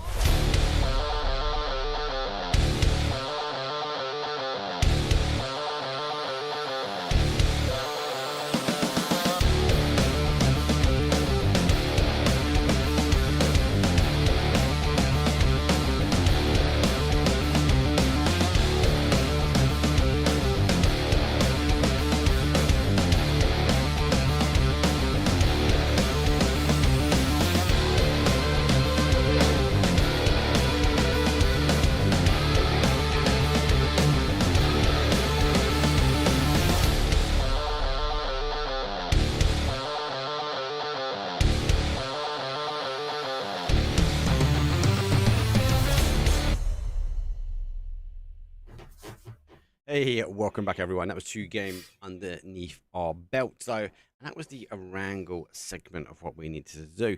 It'd be worth mentioning again, the leaderboard though is kind of not updating. We know it's an API problem at the moment. But what we can have a look at is what else is coming to today's map. So there we go. We've done our Erangel segment, SSG done, Vorpal Sword, though pick up game number 2. It's now time to transition towards that Vikendi, right? Absolutely. Vikendi, that one-off map that we always talk about in a best of 6 here, that one map that everyone is loving and we're ready to see as well, shows up at a random time, only there for a limited time. And it's one of those maps that's going to be very exciting to watch, again, because you can, this is, again, that map that everyone is going to have to try and get used to playing, trying to, it's a very different change of pace, and they're going to have to try and find their points on there as well. Vikendi is that map. So it's going to be interesting to see how the teams are going into this game as we get set to match number 3. Good luck for Vikendi, you're right. We're still trying to work on that transitional period, but it's more importantly worth mentioning. It was a big game, especially last week. We actually farmed a lot of kills, so every Vikendi last week was a big killing game. I wouldn't think anything less. Assuming we're going to get a hot drop again, but for now, let's throw it in. It's Vikendi, it's round number 3. We'll see you guys in a few.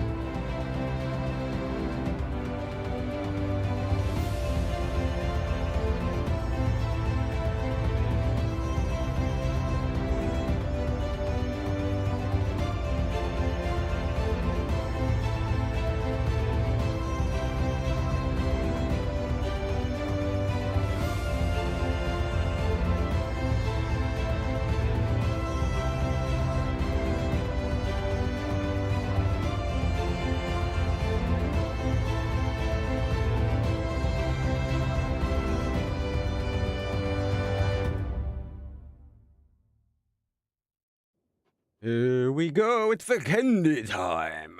Better pipe path though, as we do start in that sort of southeast, all the way up towards the northwest. And hey, let's show the leaderboard with no point time. Let's remind ourselves who are the teams that are playing today. Apologies, guys and girls, if you have just joined in. The API for PUBG is not currently working. The admins are trying to get it sorted. I know Trish and Twy and the guys are all on it as well. So as soon as we get it, it'll be done. If not, I'm unfortunately got to get my calculator out and do some maths. Yeah.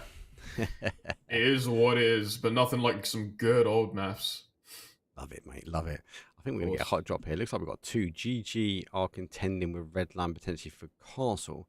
And I don't know how I'm going for that EA compound, but I've never seen Twisted Minds. Twisted Minds will normally go Lumberyard, so I think we'll be okay. I think we get the option of that Castle hot drop, though. Vante puts on the first one. As Ristamar's down, but big leg to the face from Mixie.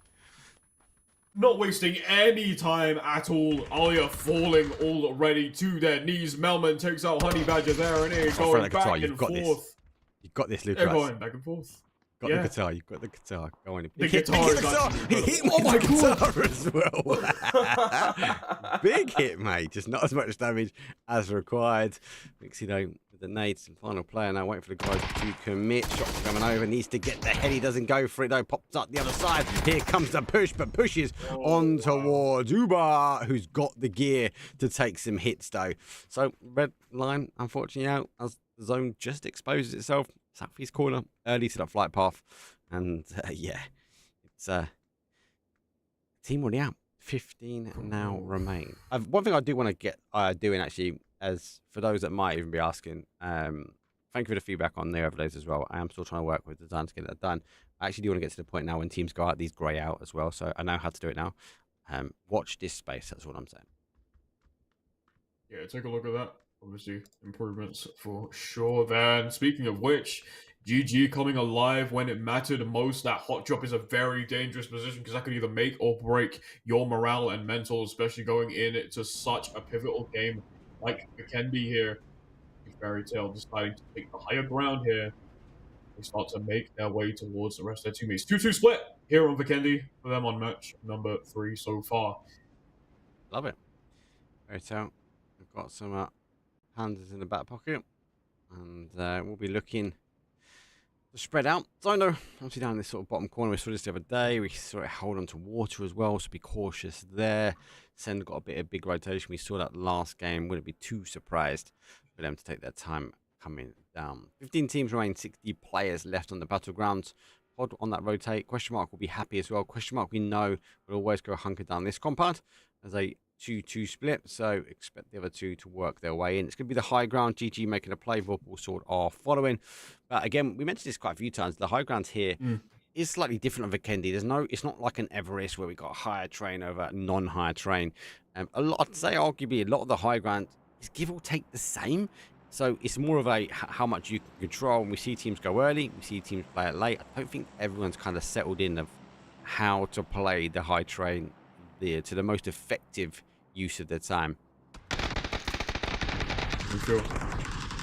GG though, in the middle of a battle right now. Their Melman takes one. They are in a fight with last game's winners, who are Vorpal Swords there, as Nabat goes down, leaving Vorpal Swords with just 3 members as they start to make their way around towards GG there. You can see that big brain PWD decides to make his way up towards Castle. They try and loot up, give himself a little bit of space away from the teammates, as well as away from the threat being GG at that point in time as well. And again, everyone is still playing quite spaced out. They are going to try to find their way in very close. You can see SSG on the up right there as well. Then NAVI opting to start sort of spread themselves out with Ferris on the left, while the rest of the 3 of them are going to start making it their way towards the zone very, very soon. Going to try and looking for some information with that kind of a split push, which is super interesting there as well. Howl, you can see they've got 2 there as well, just kind of waiting, not necessarily going for a 2 split. Again, only with 2 players. They are trying to find as much space there. I can see that they are splitting up their 1-3 as well. So they're going to try and make their way down here as well and try and find their own space. Maybe look for a compound there to just kind of settle down and hold that space as well. We've seen them play on Vikendi. They've played very well, especially last week. Let's see if they can replicate that same success as before, though. Big Brain PWD takes out Bear. An incredible first pick from them. They're looking to kill these bears off because we want to get the loot that is here. The bears will respawn, so is that risk the amount of noise you are making? There's another bear down. Where are the grizzlies? They are getting hammered. They sometimes steal the show though. We've seen a few times now they swipe out players, especially globals as well. So what you don't want to do is lose a player to a bear. But they are clearing. This is all to do with them getting some drop. There's loot in these sort of crates that are located around. The bears will respawn. High risk, high rewards, arguably. But you've got to be on your toes. As I said, those bears will continue to pop back out. Yeah, those bears are going to be a massive and a pivotal part of this game as well there if you're not too careful. Speaking of which, there you can see Ryzer in a bit of a pinch right now. Another bear taken down there from Vorpal Swords as they try to now make their way and get the loot, get what they need to get before they engage in any fights there. And bears going down, as I said before, they do respawn. They will potentially be back very, very soon there, so you have to be careful. High risk, high reward. Vikendi is that kind of map again. One-off map for a reason. 50 teams alive. Alive 58 players. And Phase 1 shifting down in 3 minutes, 36 seconds as Vard gets a visual on Howl. Then Quepta gets the damage in. Sees a ruin. Takes down Vard from the other side there. They're aware of the situation there. Good comms from Team Howl. He comes up. No, didn't quite get these initial connecting shots. Ruin though held firm. He does go down. So VIKÜRVI Sports though. That pressure. They are down for 2 and they aren't really split here. T-Bone is working his way back. Just trying to tighten his way up, provide at least some cover fire. See, unfortunately under pressure himself. I think it's going to be long for him to go. Might see T-Bone just drive 180 his way back out of here and find his way into safety. He's taking some more shots. Howl got the big drops. Unfortunately, Foot find themselves as a solo, so this will be a difficult game for them now. But 1 out of 3. Can't argue too much. Yeah, I can't argue too much there, actually. Again, it is a very, very disappointing position to be in, especially if you're on the side of Foot there. You don't want to be in that position. Unfortunately, Twisted Minds, yep, right there and then. Yeah, taken out 15th place. Just keep an eye on the map at the moment. Just want to see what these other teams working their way in. SSG coming down, Strong T the same. Reckon Faze might have an E pickup as they have made a car fort. Maybe they're going to try and catch any Blairs rotating over. We saw them be a little bit of a cheeky devils. Looks like we know Acend have worked very much on that west, and Strong T haven't taken that road down. So I think it's just a matter of time. I think they've got an E pickup, so I think they're going to pop it down and closer to if they can be in the air, but when that sort of phase 1, phase 2 pops. But we'll wait and see. Could be a little car fortification, and I wouldn't say no to it. No, for sure. You can see them all getting close to one another. And NAVI taking the very hit there. Great to meet you down from the fellas side there. As there is a battle going on down in the bottom right-hand corner of the map at the moment there. And things are starting to get real interesting. This is where fights are going to start to really be a big part of the game here as well. NAVI starting to move away from the danger, give themselves a little bit of space to just basically stay alive in this fight. Fellas are already aware of their position as well. Going to try and potentially take this higher map position as well and stay away. They are a man down as well here. A good rap from them. Understand that it's dangerous. NAVI's going to take that position now. They find it will work in. They have the opportunity to close them out, but you didn't know it's going to come back towards the water again. But it's just a reposition here. Fellas thinking long game. So yeah, it's not too bad. I wouldn't take too much away from it. NAVI extending out. We see that they're spreading out along that coastal line. Saw it in game number 1 as a 2. Saw it in game number 2 as a 4. We're seeing it again game number 3 at the moment. So now we're going to continue to work our way in. NAVI are not taking the E pickup, so it was a cheeky car for. It's a big shout to them. Love it. They are working their way in, and they're going to hear the cars to the left. Fex is done, jumps out. Hooked by Crook, takes a bit of damage. Does pick up though. Froz and Gustav is pushing forward. They're like trying to, like a pack, pick one of the gazelles and isolate them, and don't quite get exactly what they needed. And Froz is going to hunker his way down and get ready to take some shots back. Faze tested the waters, didn't quite work out. They're going to continue working their way now towards zone. They got their damage in, they got what they needed to for now, but they need to make their way towards the zone, and essentially this is what they've got to do now. They have to make their way in. SSG not too far off from Strong T either. Howl and Pod Samalay very close to one another, driving away in the distance. I think Pin might have an idea of where the others are. Their Twisted Mind starting to close in as well towards Fairy Tale, and everyone starting to slowly make their way towards the zone there. Acend not too far off from Twisted Minds there either, as Breaks leads the charge straight in towards the zone. It's going to be difficult for a lot of teams now. I think the teams that are down here are arguably going to get their prime positions early. Twisted Minds being one of them. They will work their way down. Acend kind of arrive at the right time. They're going to follow in benched heroes who opted not to try and hold the coastal, and NAVI take their sort of position and go a little bit further down now towards that southeast corner. How? I think they're going to stop on that line. They're going to try and hold out any more teams. Strong T needs to get SSG. But SSG, I think they're okay. They've got an opportunity to move their way. I wouldn't see really anyone holding out, especially on that coastal side, an edge play. So if SSG play it right, they should be all right. And I kind of like this pod 2-2 split. They're working their way in on zone. They've got a bit of position. Question mark is they're going to hunker down their compound. You see it come back here so time and time again. They are just going to try and wait this one out. And there we go. It is actually a clash as Twisted Minds opt to leave their compound. They find themselves falling on Breck's coat. They do pick up one. That's perfected. He's down and out. And Acend put their first kill on the board. Acend already getting their very first kill again. Playing very conservative as they did before. Now you can see Breaks just on the floor there, giving themselves some cover as we speak. They get a kill. That is a point there for them as well via elimination. But Strong T are not too far off from them as well, as Howl starts to make their way towards FaZe Clan. So do Strong T. There are going to be an overlap. This is going to be dangerous for all three teams. And there we go. Drake takes one. Art goes down. Unfortunately, there's Strong T not aware of the one man that they had to look out for. Smokes go up, give them a bit of cover as well, just to kind of make the position a little bit unknown. They're going to try and drive out from here as well, give himself a little bit more cover there, as Strong T are forced to try and fight Howl there, as Magavara finds the first and corrects. He goes down as well. Then Gustav taking out the flank as well there. You can see them wrapping up towards the top, but a beautiful shot from Ruin sends Drake down on his knees. FaZe Clan got two down. Howl playing really, really well on this holding position right now. And Strong T, we haven't heard much from them as well. I believe they have started to move away from the entire fight. Let them fight for their picks right after as well there. And it seems like Strong T are slowly starting to make their picks as well. Good play. FaZe actually clocked Strong T having to rotate their way in, so a little bit of a trap served. Really like that. I really like that play from them. So they would pick up one. Unfortunately, Howl did move their way in as well. It's a bit of a dog-eat-dog fight here. Hello for Team Acend. Now trying to take as much as he can from a side angle. But it looks like Strong T do have a position. So he's up by himself. So he needs to be cautious. James do working his way back. There goes Correct T. And we see Fex confirmed. Strong T Not able to find any kills just yet. Let's see the barrel spray is just stopped down to 1. Just needs a little bit more of a connection. Got 20, 18, 17 left in the chamber. 14, 13, 10. Running out of time. Down. And Gustav is rolling clean. Barrel spray looked like it was gonna really do some damage there, but unfortunately just damaged the car, but not the person inside. Gustav able to make his way away from that as well. Howl now gonna start taking some damage as Duncan starts to take some shots there.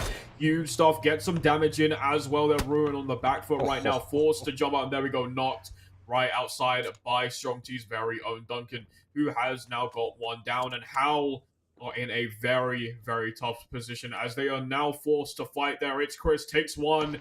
Ruin in a very open position there, being taken down there, and Duncan once again hunkering down on them.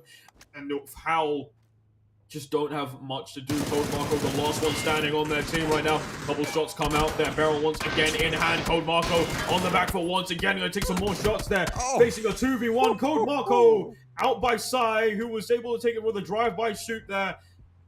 Insane stuff. Acend also picking out Strong T after that fight there. Smart stuff as well. Picking them down when they are still weak, getting their kills in. Acend sitting pretty with 3 kills currently and 4 members still standing. Match number 3 is looking to be fireworks at the moment. Yeah, already kicking off. Big play so far. Alia working his way in. Obviously, the fellas you mentioned before, they're really down a player, but so's GG here. But honestly, they're really the only one pushing forward. So kind of a bit of a 3-on-1. Levante kind of gets a little bit of a side, like the little block of shot they used the smoke to deny the opportunity. Shots though coming in. Big Brian unfortunately can't look this way as Vorpal Sword do go back on the adjacent side. It's Chris needs to get shifting himself. Vorpal Sword might take the opportunity now to sort of pinch in between the two. Rest of the zone looking pretty sketchy. It's phase number 3 and Team Faze stuck on the outside. Yeah. Not the position that you would want to be in, especially when you're pressured outside so hard. They're Duncan again, doubling down there, taking out Gustav right there. Game's gonna try and take Duncan down and manages to do so as well. This is good though for FaZe. They managed to get that second kill in, which is good for them. Duncan, who has actually been putting a number on a lot of teams thus far from Strong T, is now down and out there. They're not gonna get too many more kills now.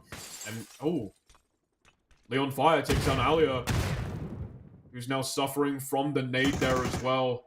Yeah, gets killed there, and GG loses 1. Fellas on 3 still so far, and they're all still fighting outside the zone right now. You like Michael? Anyone's fight. Michael on fire. Michael. A strong player. PNC champion. GB. Love it. Rest of the teams, I think there's enough space now to play.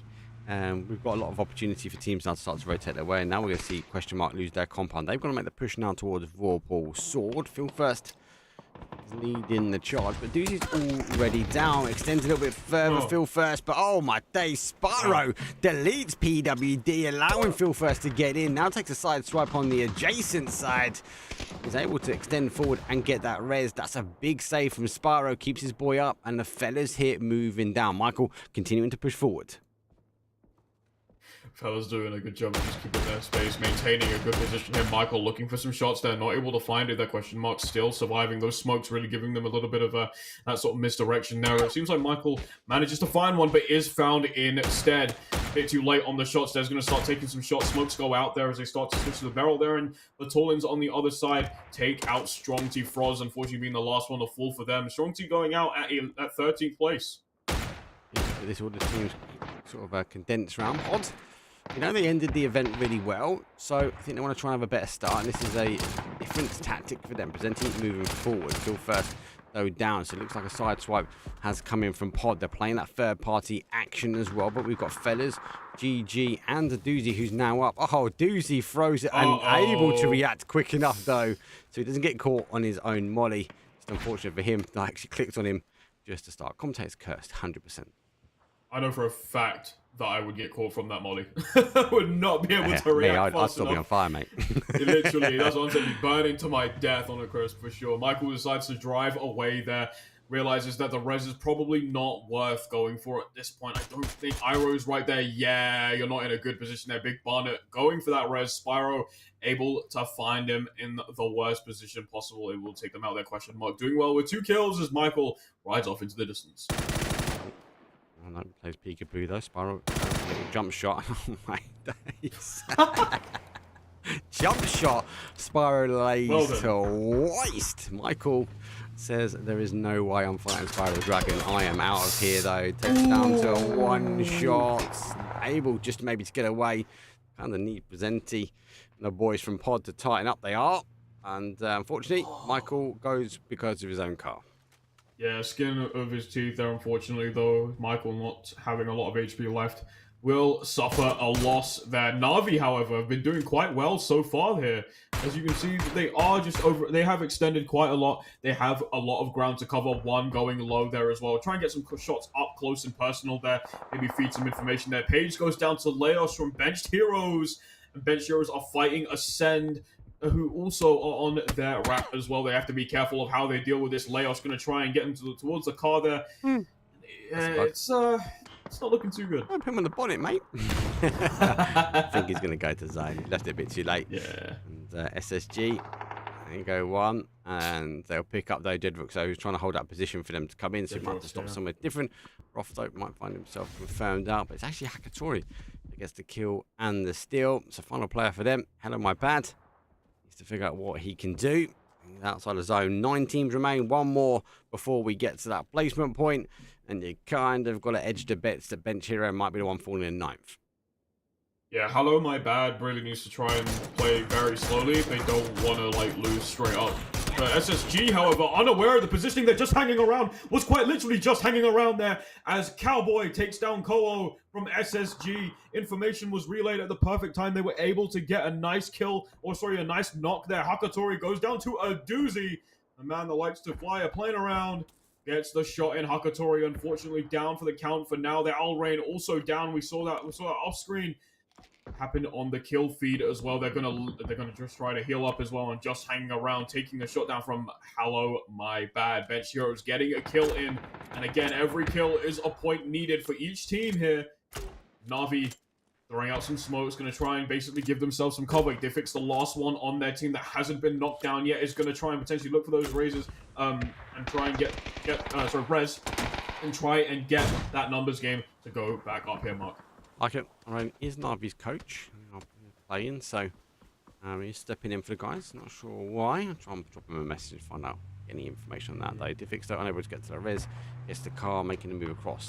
Sparrow is picking up a doozy. The res now has happened. We are going to have to see. Oh, Diffix, though, spins out on Spyro.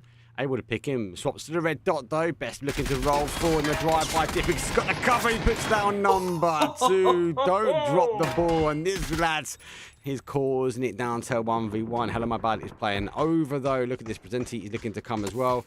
The wrist has been confirmed out. And that's actually from Benched Heroes. So Hello, My Bad putting extra points on the board.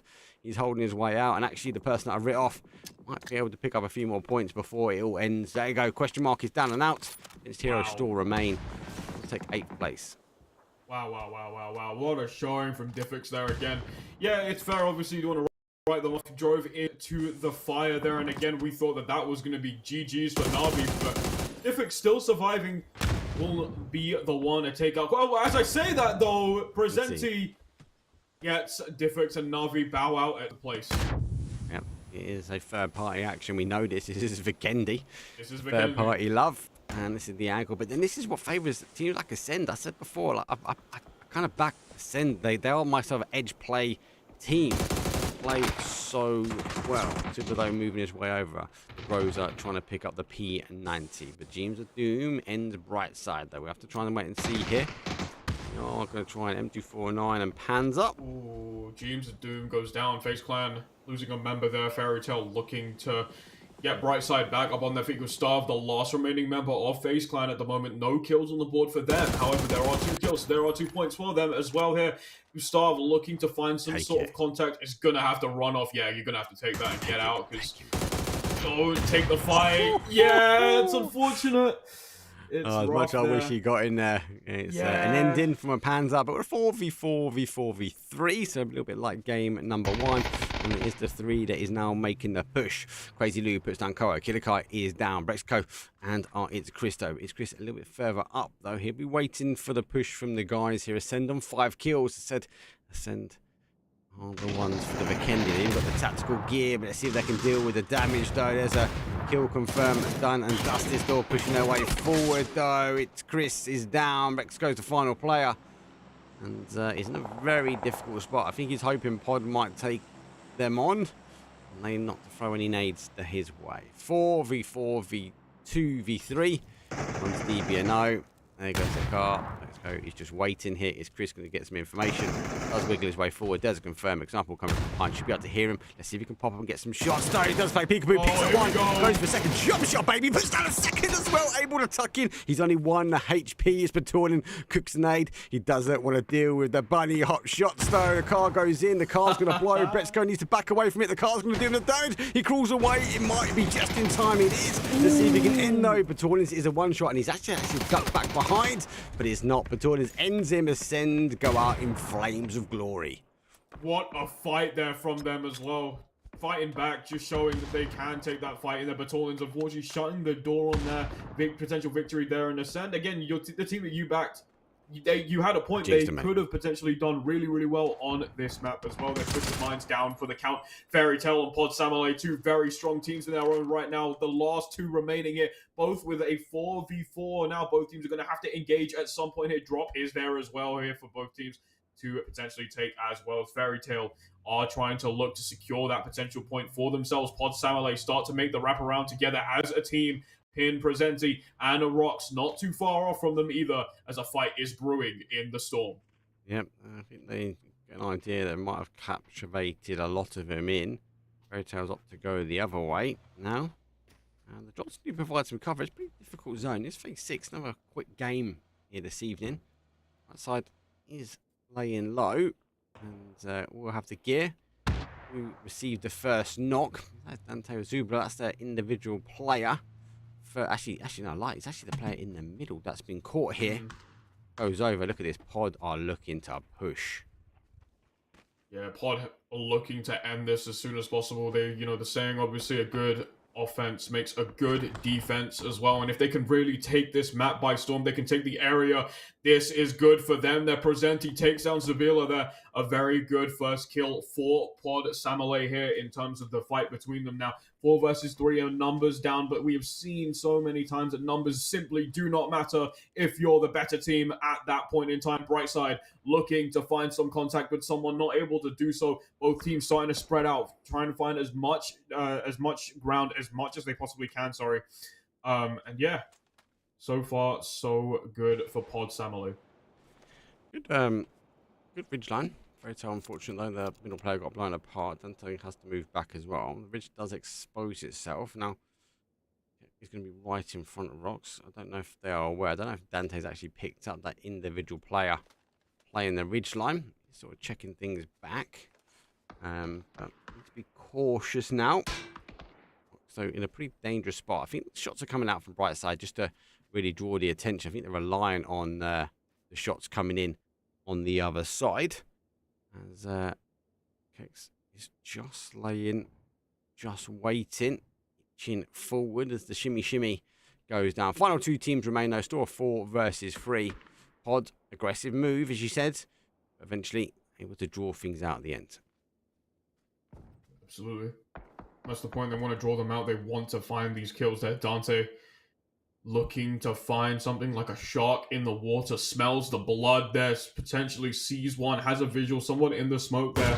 Gonna try and take the shot, takes one, gets some damage, huge damage there for Dante, as they manage to take a very nice shot there. Down It's come out. Low. Headshot. Oh! He's got him, alive. There you go. Yeah. Well done. There you go, beautiful. Good shot, eventually picks him up at the end. Right side is there. Now the moves had to happen. They've had to play forward. Molly does come out. Now come the smokes. This is now Brightside's moment to shine. Let's run forward. Presenti, I think, has already seen though. Going to try and isolate the box. They picked up one. It's like a complete hit and Fairy Tail. It's not kind of a Fairy Tail ending at the moment. Pods, they're going aggressive. They're going fast. It's pretty much and arguably could be a pod ending. It's a 4 versus 1, but there is a P90. Wouldn't just write off just yet, but I think the table weighs in the favour of Pod here. Yeah, it looks like a fairy tale, guys. Are gonna suffer a nightmare ending here as Pod are able to take it winner, chicken dinner for Pod Samalay, who make it first out of 16, the match number 3 with 9 kills on the board. What a game from them. Good game, good game. They kind of were there always. They're kind of that team just appearing, especially on that third-party action for quite some time. They sort of popped up and they arrived and they've got a couple of kills, chipping their way down and through towards that sort of 9th place at the moment. Can't argue with it. Clean it out. Fairy Tale, I think, might be a little bit disappointed that they didn't get the winner chicken dinner at the very end. I say you kind of go to these positions, you're like, we're 4 up, we've got the numbers, we've got P90 in our back pocket, we've got a good position, but I think you called it right. Sometimes the best defensive is a strong offense, and that is exactly what Pud done. The circle popped, they isolated one person, they got the knock, they got the confirm, and then it was just Fairy Tale, unfortunately, sitting in the weeds. Yeah, again, not the best place that you want to be in, and you did see again on the map that after they did get those kills, Pod were able to sort of circle around Fairy Tale, not really give them much space, hold a decent crossfire as well, so they did get the kills. And it's unfortunate, it is what it is, but they were very aggressive in the way that they play back, and then when it's the right time to strike then. Dante being a very good example of that as well there. So congratulations once again to Pod Samalay for winning, and a very impressive game, dropping 9 kills, and that's going to give them a lot of points on the board. Well, hopefully we'll be able to show you the leaderboard, but it's still broken. The Yeah. API is still not working. So I'm just holding on that screen just so if I worst case scenario I have to go back, I can sort of sum things up at the very, very end. Good game. We like Vikendi. It's always aggressive. We saw Faze with a cheeky trap on the cars. Love it. Unfortunately, didn't execute out the way they wanted to. Again, massive shout for Faze. We saw, I think it was Gustav that might have picked it up, or maybe James saw the rotation coming from Strong, and we saw Fex sort of lay waste to that rotation in. I like it. High IQ plays, ended in an aggressive style. Vikendi seems to be that aggressive. So points were spread across the board. For now, though, we are going to take a break. Say goodbye to Azura. So if you haven't already, give this guy a follow. He's tabbing out, though, for today. So we're going to have Gibson Cars queued up. He'll be waiting for our final 3 games. After the break, we'll come back with Tego, and then we're going to close things off on day number 1 with Miramar. I'll see you guys in a few. Peace. All right. Put you in the driver's seat. Don't gotta hurry in the name of love. When you ride with me, don't gotta worry when tomorrow comes. I'll put you in the driver's seat. Don't gotta hurry, no, 'cause we stay in control in the name of love.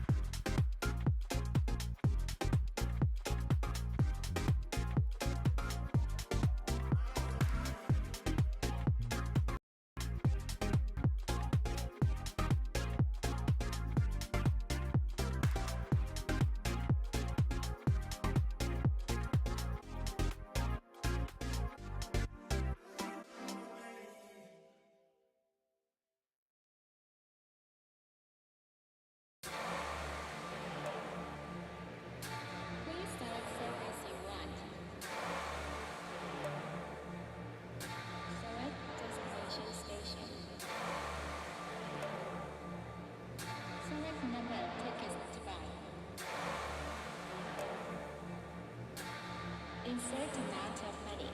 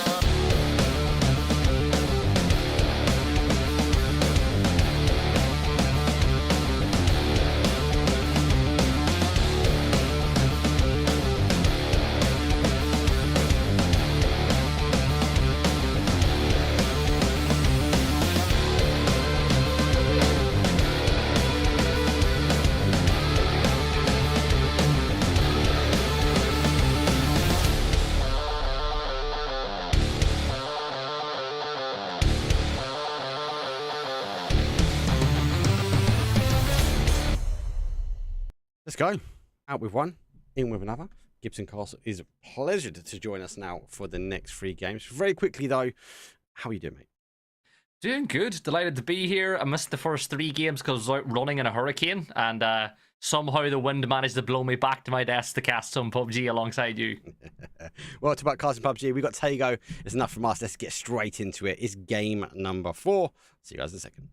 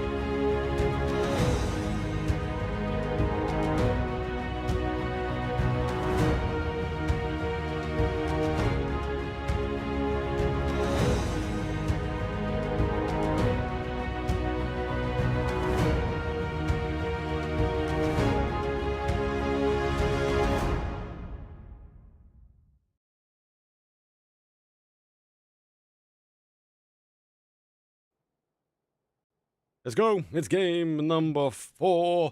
It's Tago time, baby. It's a west across towards an east. It does favour that top side. And we kind of lose that sort of studio. Might get a bit of Buxan, maybe get a bit of Hosan. I kind of think it's going to go in the middle, sort of west towards that terminal, just because with these starter flight paths, we seem to get those starter zones. But NAVI and Acend, just keeping a close eye on that one, because we know last week they were hot dropping each other, and they're not too far away. They're not, and again, I love it. You know, hot drops at the start of the year, they mean a little bit more because you're setting your stake down for this year. This is where you want to play in EU. This is where you want to play in on maps like Tago.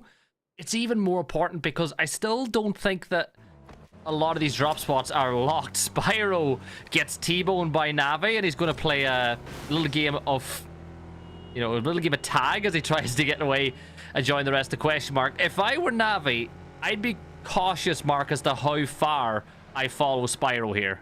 And Spyro could actually potentially... Oh, no. I thought he might have been able to get over in time to run over to get a kill on the board against the Fix, but didn't go that way at all.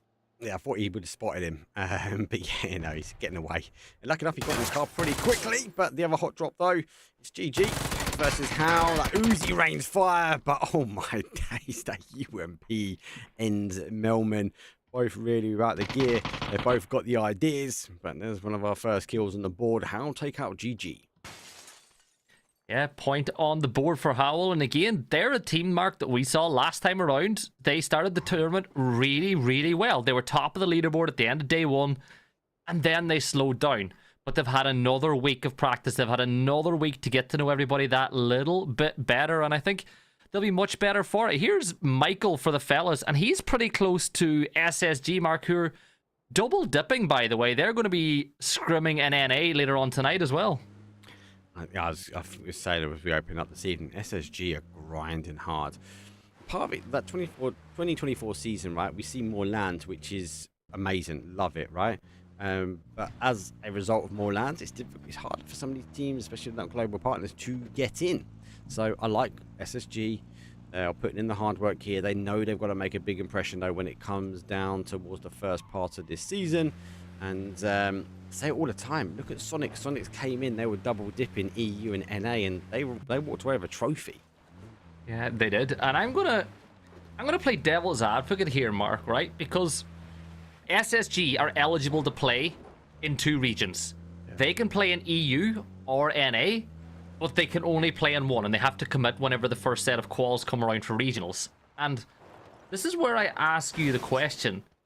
Do you think that there's a world we get to where if they find themselves performing very well in EU and, you know, constantly up at the top of scrims and up at the top of these tournaments, do you think that maybe they could potentially jump regions to see if they could get more success? Add to the fact as well the potential opportunities for placement. I think they still stick with NA. What's it? The potential 1 spot. for EU. No, 2, sorry, that we were looking at getting. I Yeah, think it all depends on that 2 final. EU, 2 NA. Yeah, I think it all comes down to that final potential global partner, that 9th and 10th partner. I can't see it being definitely NA. There's a slight chance that it might go EMEA, but I very highly doubt it. If you look at the reading in between the lines, should we say, between some of the comments, but until they drop their announcement, it's all guessing. As a esports fan of multiple esports, to me, if you're not picking up orgs like SSG or Luminosity as a global, like if one of those 2 orgs aren't picked up as a global partner team, there's something seriously wrong, because they're big orgs in multiple titles, right? It's not just PUBG. SSG are one of the biggest names in PUBG. Yes, they took a break away, but they're back. And Luminosity, well, they've been dominating Americas for quite a while alongside Sonics. So to me, it would make sense. But there's other orgs, you know, that could have a big chance. You know, Falcons could have a big chance of getting picked up. They're a pretty big org. You know, there's loads more teams in EU who'd like to get picked up, Mark. Honestly, getting picked up as a global partner team could be the life or death of some of these rosters as well. Yeah, I don't want to say they've got a pass, but the global partners are confirmed up, right, for these big events. That pressure's like not taken away, because we've seen teams not perform well as a global partner last year when it came down to the NAVI. Yeah. And I think part of the NAVI thing, they didn't attend that PUBG event that I was the host for, the rotation. I think they didn't qualify, therefore they lacked on points, and therefore, as a result, didn't make the globals, right? It is all linked together. It's kind of like the matrix that we've got of PUBG. But you're right, there are so many big orgs. It's just how the regional splits. Then we've got Gen G as well. When's the roster getting announced for that? Are they a global partner? Are they going to have to be able to put a roster together in time? There's a lot of moving parts here. I do still think 2024 is for the better, and I think this is a big change for PUBG. I kind of feel like my analogy with it is some of the other esports games, they're not slowing down, but they're a bit more strategic at what they're doing. They're playing a bit more tactical. PUBG, I feel like they've just put pedal to the metal, like Presenti, and he's just going for it. Yeah, and you spoke about the rotation. Samuel, I think one of the teams that benefited most from that tournament. You know, they kind of announced themselves to the EU audience that time around, and they've been pretty good since that point on. We've got a drop that'll land nicely for Foot Esports, HC, T-Bone, Vard, and the rest will be pretty happy with what the loot they're going to gather from that one. SSG, you look at their pathing into the zone, they're being held out by the fellas as they're putting pressure on the eastern side of the zone. The big question mark around this, Mark, is that next zone shift, because this could go north or south, and you can see that some teams are hedging their bets, and I would point to the likes of Foot, you know, Gaimin Gladiators, Benched Heroes, NAVI. All those teams are kind of hedging their bets that if the zone goes north or south, they're already positioned really nicely to get over to the the island that matters most in that next phase. Yeah, I think they're all looking potentially to go back over. Like Foot's position, I think we're still going to hold on to that river quite aggressively. That will give the opportunity for teams to try and hold out. It looks like Acend are bridge camping. Fairy Tales might have got the spot there. They are looking over. Benched Heroes and NAVI might be making a play, as it looks like we are seeing Ferrist go right over the top of one into the arms of another, and Jedrock says goodbye. This is our side of the island, and NAVI will lose a player down to 3. Game number 4. Yeah, that's a big loss as well. The IGL of NAVI dropping at this point. And, you know, fun story, Mark. I was chatting to Ferrist this week, looking to maybe get him on for a chat. And to talk about the confidence, right? He said, at the minute, we're prepping, so I don't have time, but we will definitely talk soon when we've won an event. Like, I love that confidence from Ferrist, and I love the fact that NAVI have done what not a lot of teams in PUBG have done, and they've taken the risk on young talent. Like, they have taken a risk of getting rid of a really experienced roster. They've picked up 4 of the best young guns inside of Europe. I feel like with the confidence they have, with the right coaching, there's no reason why this org can't make a big bounce back in 2024. No, it is not normal transition. It's a complete drop, and a 90% drop, and then replicate and pick up. It is a risk, but I suppose sometimes when you've got that young talent and you've got the structure from an organisation like NAVI, sometimes there's a winning formula. At the moment, it might have just fell short of the old boys. GG in the event, but I suppose we are waiting for the big boy events to kick off. So teams at the moment all looking for a little bit of area, all looking for a little bit of a new home. As it stands, looks like we are still waiting for that zone. I'm looking at the fellas roster, and I'm pretty sure I know who Great to Meet Ya is, because that's the most Irish / Northern Irish way of writing someone's name I've ever seen in my life. Waiting on that zone to pop, though. We're not too far away now. Acend, you can see their thought process as well. They're waiting for the zone to shift. They're on the bridge as well. So if this goes north, they're ready to go. Well, they're actually, looks like they're going to move a little bit earlier. But again, Mark, they've got the option to go back to the South Island if needs be. Look at the amount of real estate that's free to the north, though, if this does shift that direction. But Vorpal Swords now, they have heard SSG pushing this direction. And if they fire the first shots of this battle, this could be a very, very good start for Vorpal Swords on day one. Yeah, you've got to position. Looks like they've not been caught out in the open, so they've moved in. I'd expect Paige to have been able to pick up. We keep the map pitched and waiting. It's going to go right to the middle. I assume actually comes a little bit further down. Very heavy, and as the zone pops, as Paige is looking at the map, he gets set down with the Dragon off now, and both these teams need to get shifting, and Vorpal Sword in a better position to get a win out of this one. One tap is all he needs as he gets the knock, and the nade will come through. Puts a really good timer on the page, and I don't know if Cowboy will get the res, and no, the secondary nade comes through and flushes him out. If anybody is unaware, it's your boy Cowboy. I speak about young talent. He is absolutely nutty as well. He's playing now in this SSG roster in place of Sharpshot. We're still waiting on a definite confirmation if he's the pickup. But that's a very, very good young talent for SSG as well, Mark. And I think you've got to cast him, and look at that shift as it does go further north than maybe a lot of these teams would have expected. And Acend, if they can win this battle with Fairy Tail, they have gotten such a good position on the map. There's a lot going on at the moment. Are we going to hunker their way down? How move their way over? Foot to the jump. As we saw Pod already on that top side. How looks like they're going to go, but sauced with that mini insane play.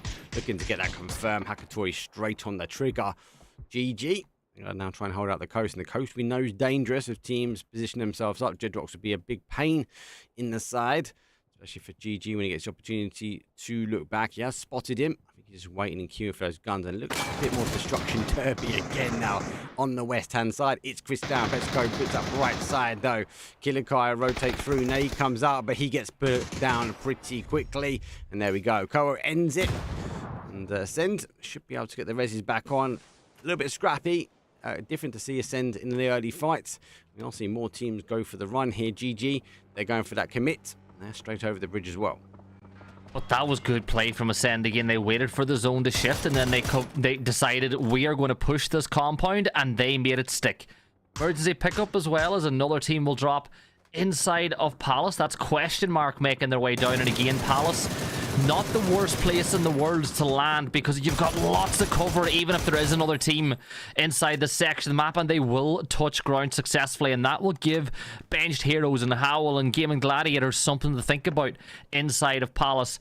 You've got Pod Samurai, they're going to play on the coastline just on the south side of that north island. NAVI will need to cross the ridge at some point too, as Lou, an example, take down SSG. They have fallen now too, and we're down to 14 teams with 12.5 minutes on the clock. It is an aggressive map, and with the zone shift now committing, it wouldn't take long before we've seen these sort of desperate attempts, these drives, these heavy rotations, teams getting caught up. A few pickups here. Definitely teams have lost numbers as well. GG like their position. I like worth mentioning about Faze. They're taking their time. I've seen this many times with Faze, especially when the zone shifts away from the other run. And they're not always, I suppose, set up to go, do you know what, let's just send it over. Let's just get over there. They just wait their time out. They're going to wait for this next zone to pop here. Vorpal Sword right on top of Strong T. Just the mines need to work their way in. Looks like fellas rotate at the top. They should be all right as well. And it's a good start here. As you mentioned, yeah, 14 teams, 50 players left alive. We're about to see the next zone shift. Yeah, if this goes south, this is going to cause bedlam. Like, it really shouldn't. It should center up just north of Palace. That's where it should go. And yeah, that's exactly where it does go. No surprises there whatsoever. A little bit of water still in position. And Vorpal Swords, their sigh for Strong T. finding that knock, and he'll look to get the flush and the res. But you got to be careful because Habako is not too far away here as well. And it's nice to see Strong T battling it out here in Tego as well, Mark, after what was maybe a disappointing first tournament of the year for them. And here comes the rest of Vorpal Swords as well. This is what I'm waiting for. There's a swim, not been caught up yet. I think Levante's looking back here. So they have moved over. And they've actually clashed heads here with Pods, who rotated their way over earlier. NAVI being the aggressor on the bridge. Boys now presenting. There's a kill confirmed. Denied the information. Pin maybe pulls that pin. He does. It's like a big launch over. Going between the two. I think he's looking for a bit of splash damage, but it's going to be a little bit too short now. Pin still playing peekaboo over the top of NAVI. Just looking hyper aggressive as the Navy SEAL Diffix though runs the coastline. He looking to take this one on by himself. Yeah, it goes in the off angle, but look at that. Pin was more than aware from it, and that buys Rox the time that he needs to get Presenti back on his feet. Diffix will go for another peek, but rushing the shots maybe just a little bit with that MK12. And you know what? If you're not going to hit the player, get rid of the tire. So said will get caught out by question mark from inside Palace, who will flush him out as quickly as he was spotted. Hakatori taking down Pin. That's Pin falling now for Pod Samlet as well. Lucarux, you spoke about it, he's made landfall. And Levante is completely unawares as he's too busy fighting another fight. And he's going to get sprayed down by Lucarux from Redline, as that's a point that should be confirmed as well. And Gaimin Gladiators, who were hoping to pick up the losers of the NAVI, or the winners of the NAVI Pod Samlet fight, well, now they've got something else to worry about. Yep.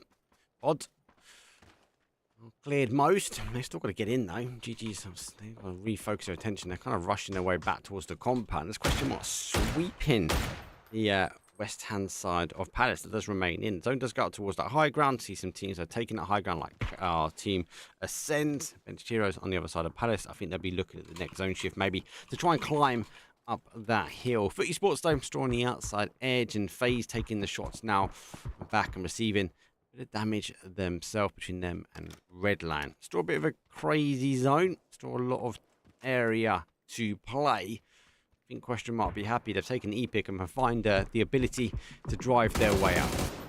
Yeah, Gaimin Gladiators. Cutie gets the knock on to Presenti. Here comes Rox with an aid in the back pocket. Cutie has first aid, 6 of them, and he will use this opportunity, you know, to pop that one. Rox is looking to pop him up with a nade, but Cutie gets that one off. Alia a little bit too far away. You know, they extended out of that compound they were holding a little bit earlier, so that means that Cutie is fighting a 1 versus 1 battle. And there's Redline. I spoke about them being the team to worry about, and Lucarux will find another. And Rox, knowing that that's the player pushing him, tries to leave, but there's question mark again, putting damage on the coastline from inside of Palace. And look, Cutie's gone as well. That's a point that will be confirmed for the side of Redline.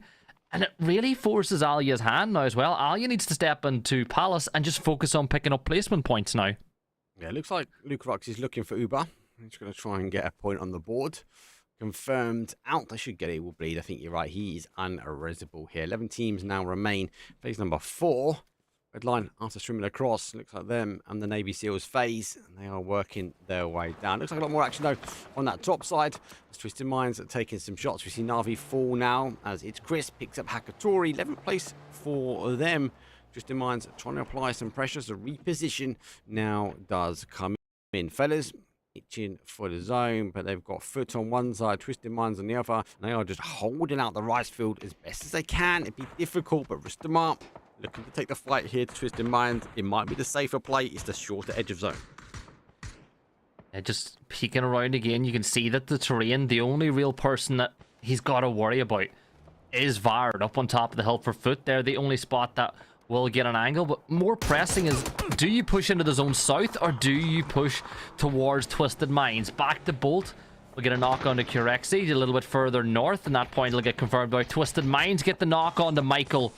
And that's big now, because Twisted Minds, Mark, example gets the knock too. They know for a fact that they don't need to push. They just have to hold the spot, because you know for a fact that this is where fellas want to push. And Foot, they've got them trapped on the other side, and it just goes to show you, when the zone does not want to play ball with you, it can cause massive problems. is they're going to try and hold this one out. Final player for them. It won't be long before Foot also looking for this one. Twisted Minds going to burn some smokes through. 10 teams remain. Like Battalions, though, is holding kind of anchor play, stopping the Acend as they come into the line of sight, sort of push in. It's one thing we know Twisted Minds is strong at, and that's information gathering, especially under an element of pressure. Kowo, though, lays down Perfectix now, so Battalions might need to get some shots back, put a bit of suppression towards that high ground that Acend have. But he does pop a smoke. Kowo will now see him. Battalions get a few shots back. He just needs to divert their attention. He needs to push them further afield and go, hey, do you know what? This is our fight. Go somewhere else at the moment, Acend. Yeah, and there's not much to do. There's not much of a spot to go, Mark, is there? This circle is a very curious one. If this leaves Palace now, it could cause a lot of problems for Question Mark, and there's a good chance that it could leave Palace, but it keeps a little bit in. But that means that you're forcing them towards benched heroes, Mark. So that fight in Palace will kick off pretty soon, but we're going to stick on with Faze and Foot, two of the bigger teams inside of European PUBG at the moment.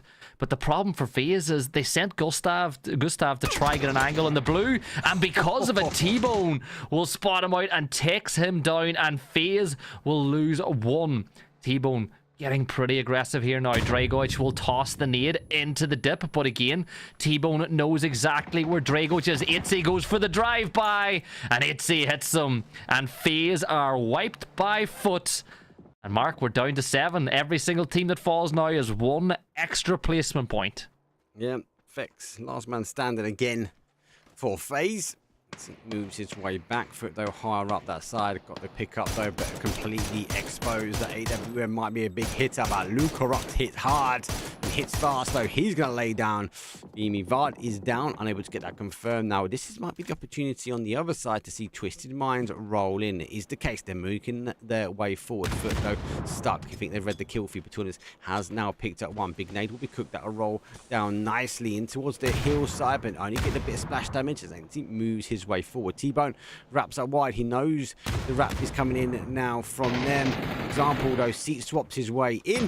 Unable to get that confirmed done. Crazy Lou right in front. He does put Crazy Lou down, but the final player now for Foot Esports. 5 kills on the board, though. Quick kill confirmed. Looks like Crazy Lou's been confirmed as Acend are coming back. And look at that on the mini-map. Acend are coming in. Oh, great shot. Spatulin spins. Spatulin lays down, but he gets the knock confirmed. Foot down and out, and Acend, here we go. Rolling forward, 7 kills. Acend love these individual maps. They love Vikendi. They really love Tego as well. I just love the way they're trying to control the north, but the problem is they're not the only team. We've got the same trail of thought. Twisted Minds down to 2, but Acend trying to garner control of the top of this hill, and if they can get some real damage onto Redline, this could be the difference. And there's an angle spotted out by Braxco, and the time to kill is so low with that barrel from that type of range, and that's a knock. Twisted Minds, they've got a player knocked on the edge of the zone as well, and it does not look like Lou is in any rush yet to go to get the res on the Batulins, and that's why, because Mixie is able to get that knock on that flush confirmed. Lukarux gets the knock on to Braxco, though. 5 kills now for him, as Redline, who swam across the river to get onto this bit of terrain, now find themselves putting up numbers in the lobby. Big play there. Let's go pick up Nailip. Honey Badger, I think it's on tryout or covering. He will be for all 3 games, not normal player for Redline. I think they are looking for that 4th. Good push from him. He had a bad start. To be honest, the Erangel games, I don't think went his way. Mixie with the baity, fakey smokes will go back, and both these teams will exchange the reses. Example, though, is final player now for Twisted Minds, trying to climb up the hill. Knows while the kill feed is not raining, you might want to sit tight here, but with 44 seconds on the clock, we know this zone is going to start shifting, and he kind of needs these 2 powerhouses to kick off again. Yeah, but there's nowhere to go, right? You look at this circle, and you go north, you run into Acend. You go south, you run into Redline. Redline are looking to bring the fight to example. He's going to try to hip fire Mixie, but Mixie will take him down. Twisted Minds falling in 6th place, and now they got to focus on Acend. And look at the strong T with still some presence. You see it way off in the distance as they'll sneak in and backfill towards the position that Acend are in. And look at Question Mark 2, Mark. They've started to make that wrap up on the west, so they're not going to fight through benched heroes. They're going to fight around them. Yep, it's that whole ranked play. Get on the rocks and work your way around. Everyone seems to do it. As it'd be difficult for the next push, but they need to do it like if they don't do it now, and Acend, let's say Acend win Redline or Redline win Acend, there's going to be a team above both of them, and they will control this one out. So both these teams, I think, will be critical on the time remaining on the clock. Duty, I think, is trying to make it happen here for the team. He's itching to go forward. The higher he goes up, the more angles he gets. I think the moment he realizes the rocks are clear, we might see Acend maybe looking their way back, as Question Mark will work their way and Acend their way up and around this side. Chris gets the knock on the Lukrux as Acend to draw first blood in the battle for the hill, as Kai will get the knock on to Mixie as well. And this is a huge opportunity for Acend to push that accelerator. They've got 2 knocks. They know they're in a good position. Honey Badger is under a barrage of utility assault as he's going to get stunned again. Badger gets the knock on to Kai, who took some friendly fire, I think, from Kowo, who tries to spray through the smoke. But Badger seems to be aware that Kowo will go for the wrap on the south side, and Kowo takes the head of Badger. And now Redline have just 1 player left standing, and that's Georgie. And Georgie, Mark, is he going to get the res off on the Lukrux? He's going to try, and I think he might actually pull this one off as well. I think Nail-Up will pull it off. Look at T. Look at Strong T. I know. He's coming from behind. I'm eager to see, because it looks like both are trying to exchange, and this is exactly kind of what Twisted Minds needed to happen. So let's see if Strong T can make it happen. Looks like Lukrux is back up. Play goes forward. Nailip goes around. Looks like Strong T, though, is going to end it as the nades come through. Lukrux picks up his Chris, and he's still surviving our solo ranger. Strong T. Top 4 remain. 3 kills on the board. Laying down Nailip. That'll be a blue zone nade, a bit of a throwaway. Redline been in rags. They've swum their way across, and they're constantly having to get the reses. And you see how reactive they now want to be to knocks. When normally Gibson, they get a knock, you can kind of fight out, maybe pressure a solo player out of this. But because they've been knocked so much, they can't afford any time. Yeah, time's a bit of a problem once you've had a couple of knocks against you. The zone shifts in here with that battle between Question Mark and Benched Heroes, where we saw Question Mark get the knock with a nade, but Phil first will try to get Besto back on his feet. Spyro providing some cover for that res. Strong T still on the hill. Layosh missing a big opportunity to get the knock as he got that off angle onto Phil first. But again, even though you missed the opportunity to get the knock, you haven't taken any damage back the other direction. Gedrox tries to outmaneuver Spyro, but the hip fire won't find the kill. Gedrox is going to get flushed, and Benched Heroes will lose extends now too. It's all down to Layosh, who had that huge opportunity. And here come Redline third partying from the north as well. It's a 2v3 v 2v1. Redline not quite, or they should be able to get that res if they make the move nice and early. But Layosh, he's got the blue at his back, Mark. It ain't looking good for Benched Heroes. Nope, they had the zone in their favour. Question Mark tried the wrap though, but they put some blood on the board. 4 kills, Lash. Hasn't got one just yet. Looking to get his first point, and he does play peekaboo with Best Sparrow out the other side though. Flash goes through. Don't think it's going to get the connection just yet though. Question Mark though. They are hunkering their way down. This is kind of a stack up and go now, isn't it? Because the 3 man from Redline, they're looking to control this zone out. They won't drop the ball when it comes down to the solo. Layer somehow through the little steps and stones, able to keep himself up. But the little control from Best ends though. Benched Heroes will be benched now for game number 4. That's 4th place for them. Our solo warrior for Strong T, still holding it down. And still maybe keeping that Rosie Lee alive. Looks like 12 kills though for Redline. As I said before, they've been down a few times here, so just need to be cautious. Lukrux leading the chart. So 6 kills, highest killing player on the game. And the final 3 teams remain. It's a 3v2v1. The one is causing a problem. He puts down 1, but it's soon to end even before I can hit the trigger. This is where Question Mark needs to go. They need to take opportunity, and they are going. Looks like the running trainers are on. Let's see where they're going to end up, because Honey Badger knows they're coming, but look at him. He's got no lid to play with. He's got no lid, but he has a level 3 vest, so if Question Mark don't hit the head, it will take an extra few shots to find these knocks. But Badger's got such a good line of sight down towards the south. He's looking down range, and he's just calling, you know, no one spotted this side. They know that it's 2 players left on the side of Question Mark. I think Besto might just have been spotted that time around, Mark, but Question Mark are probably closer to where you expect that center zone to fall. And if Badger or one of these Redline players do get a little bit isolated and start rotating too far. Question mark can even this up as a fair fight pretty quickly.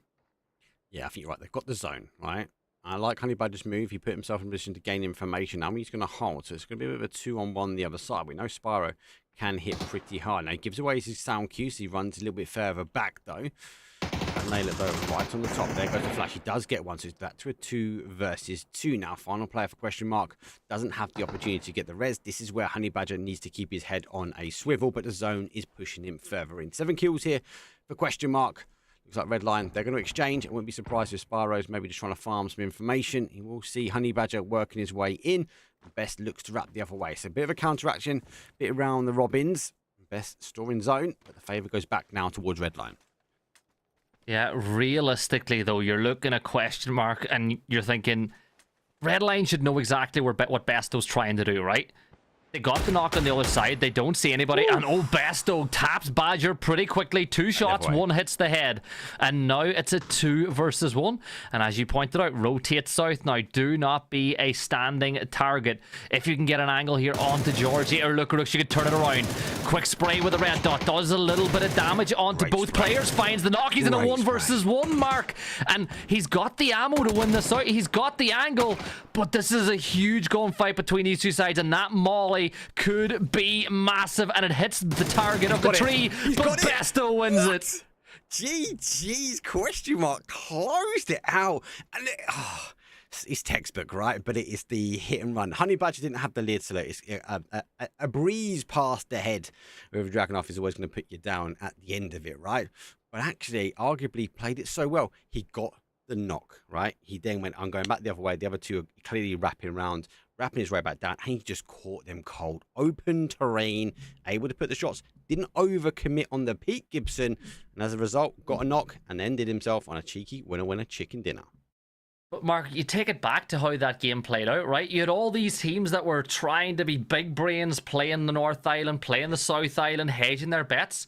It was the team that swam across the river and the team that emergency pick-upped inside of Palace when it was contested that ended up as the top 2 teams in that lobby. It goes to show sometimes just taking a risk can pay off. Yeah, the risk did pay, as you're right. And we did see the swim across on Redline, really aggressive stance. They swam across an aggressive move. They chipped away in that southeast corner. Question mark, you mentioned E-pickup. The E-pickup to no information in towards Palace. It's like ranked, right? You kind of estimate someone's going to be there. But they didn't sit in the corner. Didn't wait for the teams to come on them. Like bench heroes, they waited. They fell on their own sword. Question mark took the fight to the teams. They played to that southwest corner. Then they worked their way in. The zone shifted away. Gave a bit more of Palace. The question mark held. But yet we saw them being creative. A doozy being hyper creative. Anyway, works his way out of the zone. Works his way up high. Gets a lot of information. Question mark able to end the fight. But more importantly, big IQ at the end, able to get that chicken dinner. Let's take a quick break though, Gibson. When we come back, we have our final 2 games. They're on the sandy shores of Miramar. We know those games can be quite deadly. So for now, see you guys in a few.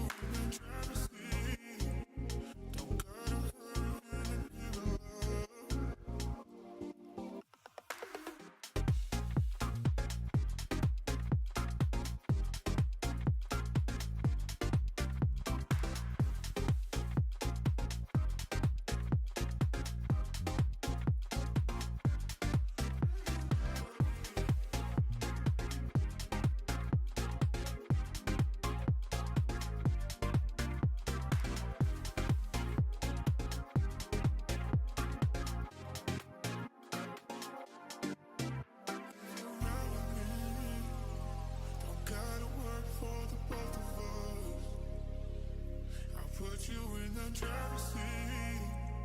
Don't gotta hurry in and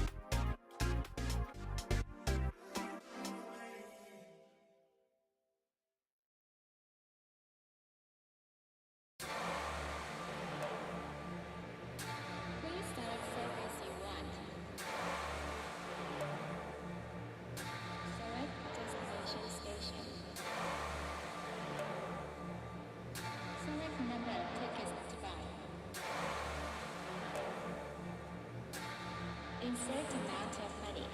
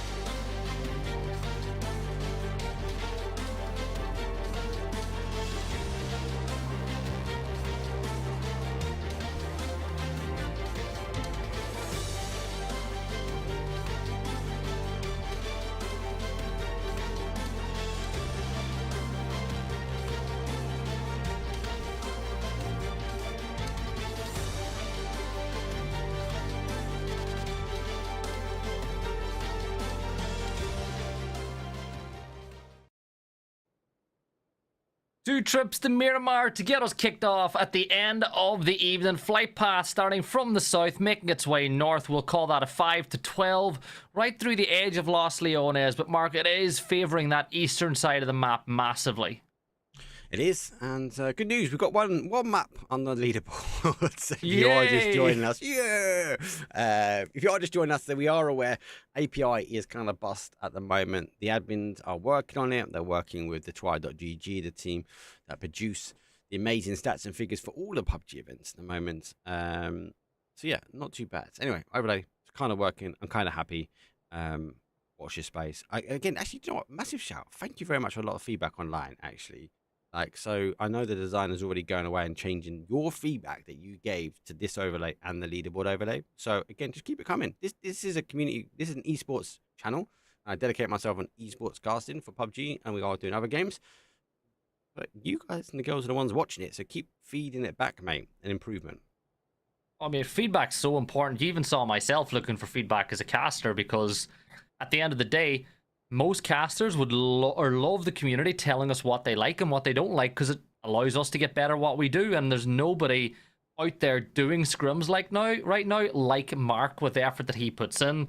You know, he runs all this. He's running a 2 PC setup. He has got VMix, which ain't cheap. I'm just going to tell you that. So if you got any Prime subs, make sure and send them the way of Mark, because I'm sure he would 100% appreciate it. But again, it takes a small village to put in a show, but Mark, you're a village of your own with how much work you put in. Little village, little bot village, mate. No, I do appreciate it. Obviously everything, all the support we do get, I do just pump it back into this as well. So able to keep it going. As I've got new ideas as well, which is never good. That means I want to change things, and I do need to come out of my safety net of black and white. I've been told this before. I need to start putting color in. That one, it might take a little while to break community, unfortunately. I like my dark and dingy overlays. But for now, playing path is done from the south up to the north. All teams are pretty spread. We know this from our mirror miles that they like to situate up with less congestion when it comes down to a hot drop. But the zone, centre-ish, we do push down towards that southeast. So teams will need to start getting moving. They need to get shifting. And we already see Howl making the play now. Wouldn't be surprised with a 2-2 split. They are scouting out, and it is a free compound for them to take. So Howl already learning the early rotation compared to last week, and they will conquer this compound now first time round.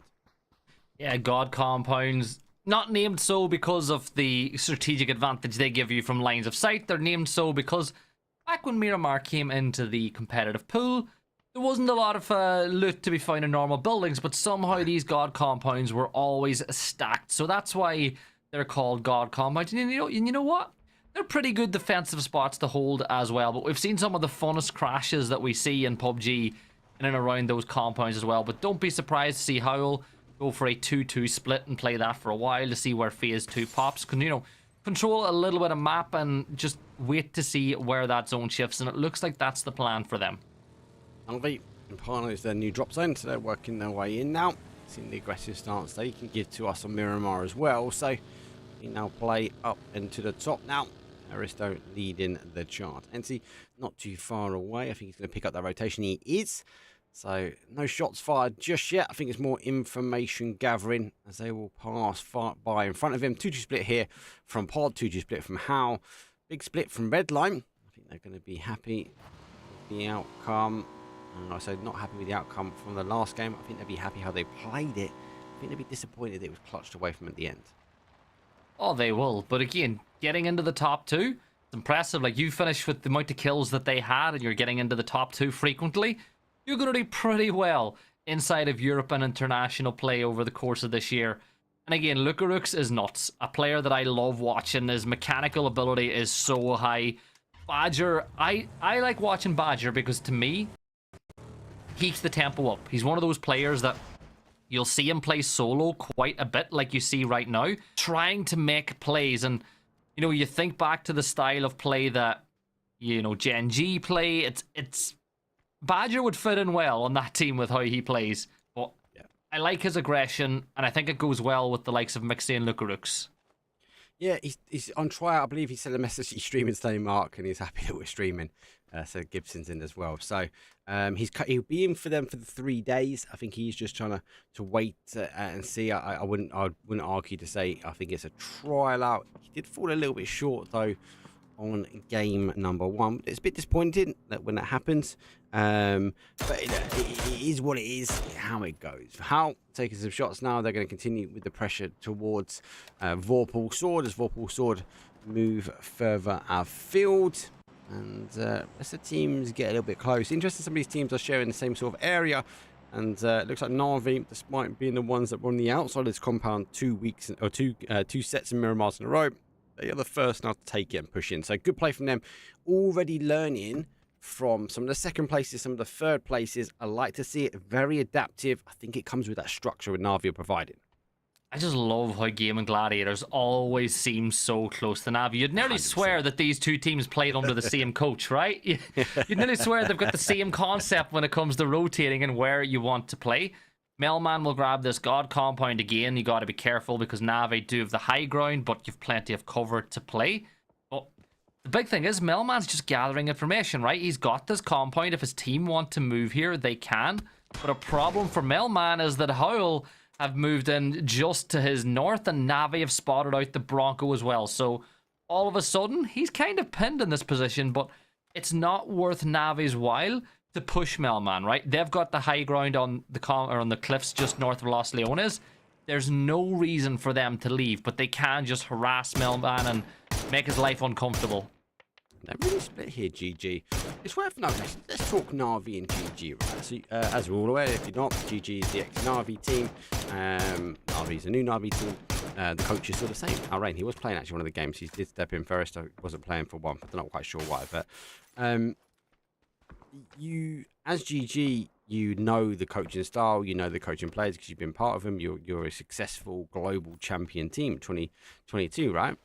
And as a coach, though, Gibson, surely Alrain knows that, and that's an added pressure for him because he can't go back to his kind of black book, the textbook play that he might have. He has to match it up now because he has a strong competitor, which is his ex-team.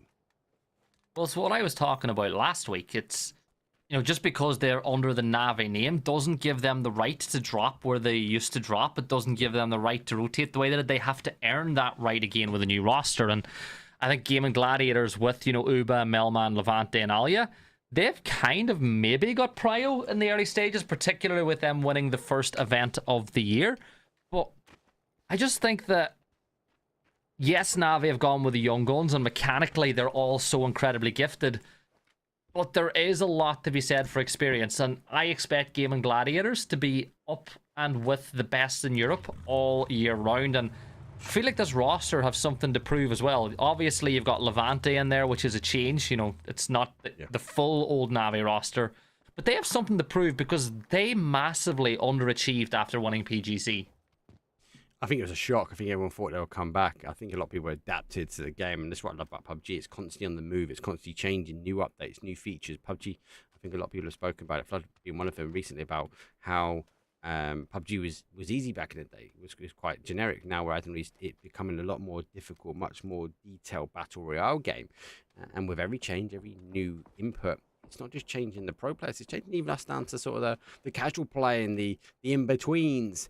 And everyone's learning from everyone. So it's constantly on the evolve. And as the evolve, that means our coaches need to change their game plan. They need to think about new rotations, how they pick things up. And I think we're seeing more teams go back to edge play. I think back in the day, especially when I was casting back in the console era, there was teams which were send it to the center compound. We saw it in PC as well. Send it to the center compound, get it, lock it in, lock it down, hit that anchor. I call it always dropping the anchor. Then we had the teams playing the outside edge, and that kind of left us for a period of time. It's kind of everyone was kind of playing open terrain, open fields. The compounds weren't as strong, especially when that Tago came around, and then it changed it back. We saw the big play. So now we're seeing a bit of more of a divide. Teams are favouring the option Gibson to play the outside edge. Look at Acend. Look at Afterall back in the day.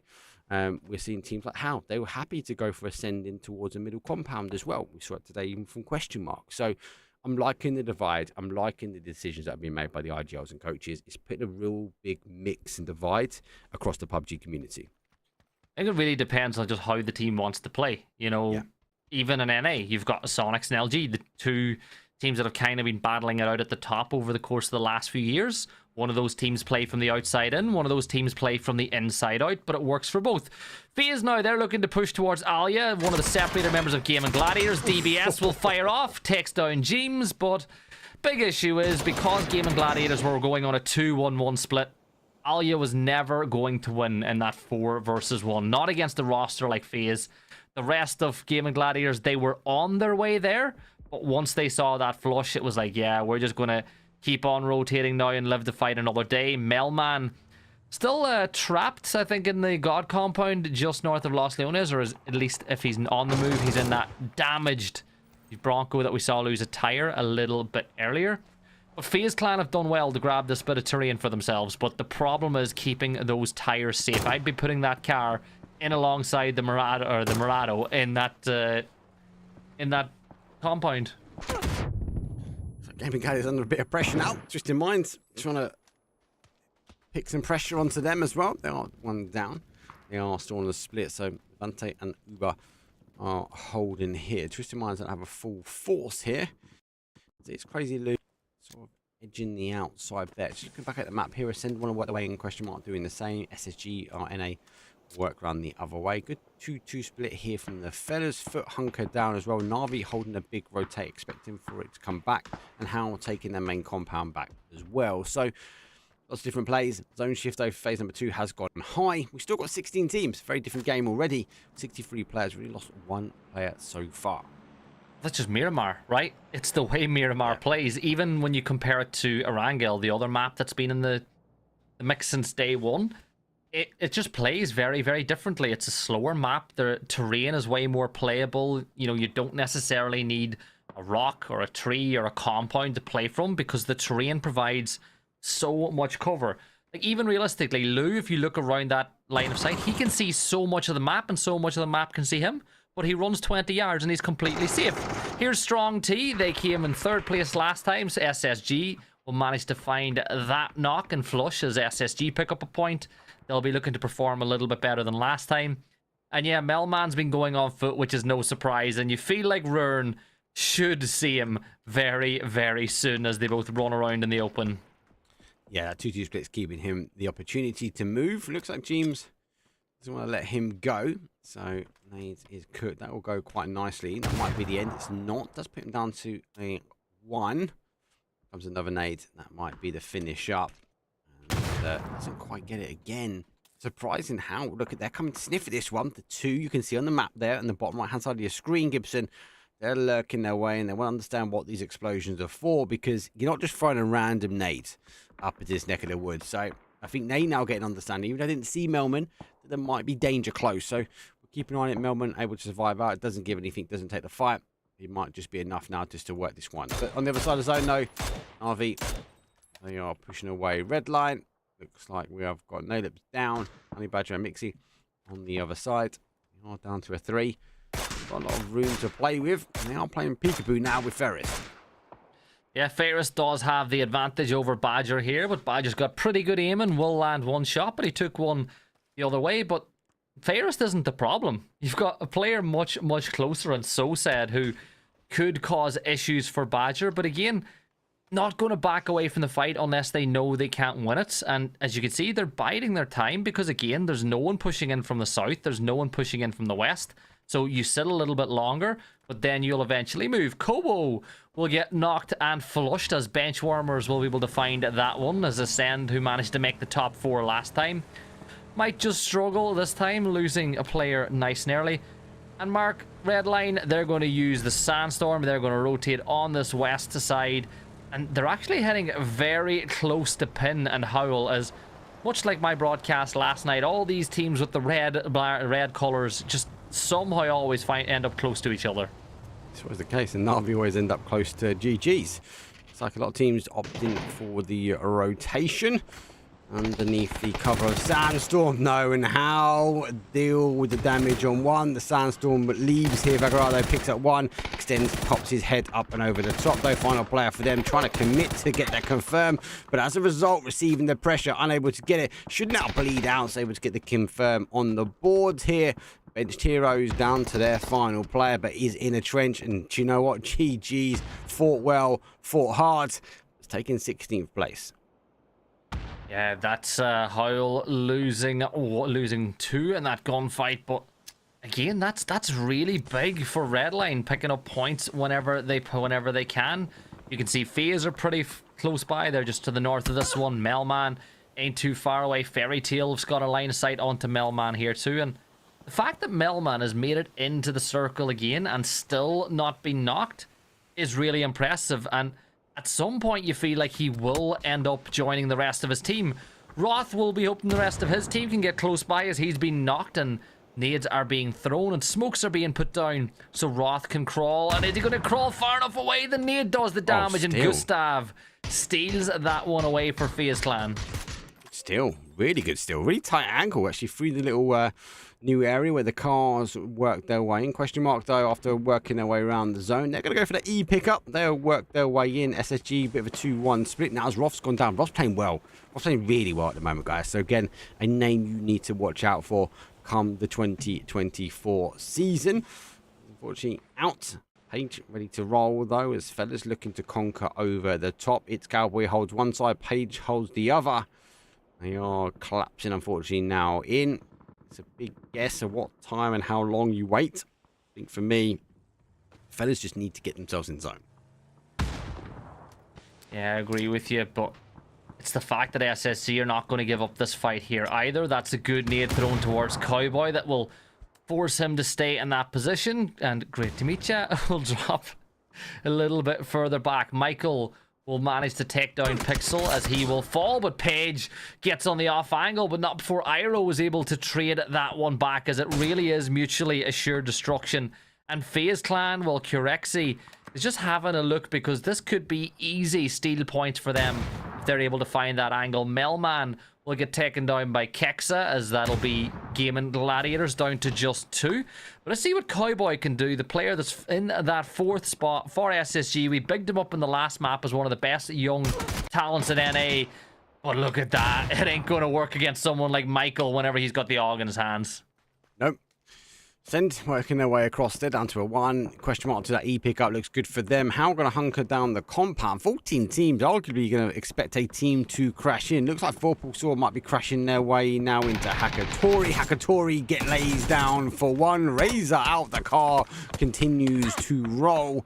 Looks like Vorpal Swords, they're trying to provide the pressure, but while they've tucked him in, they say no to the crash. They will go full send across now.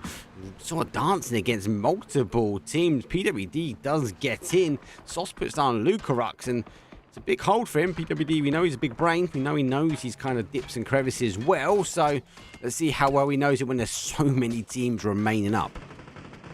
Yeah, they've created a little fort, and it's going to give them some cover. But look at NAVI now pushing towards Redline, just above this fight, because NAVI know they've got them weak. Fairest, as you see, gets the knock, but Phil first from question mark, third partying this action from really far away, and NAVI, a real, very realistic, they could potentially lose.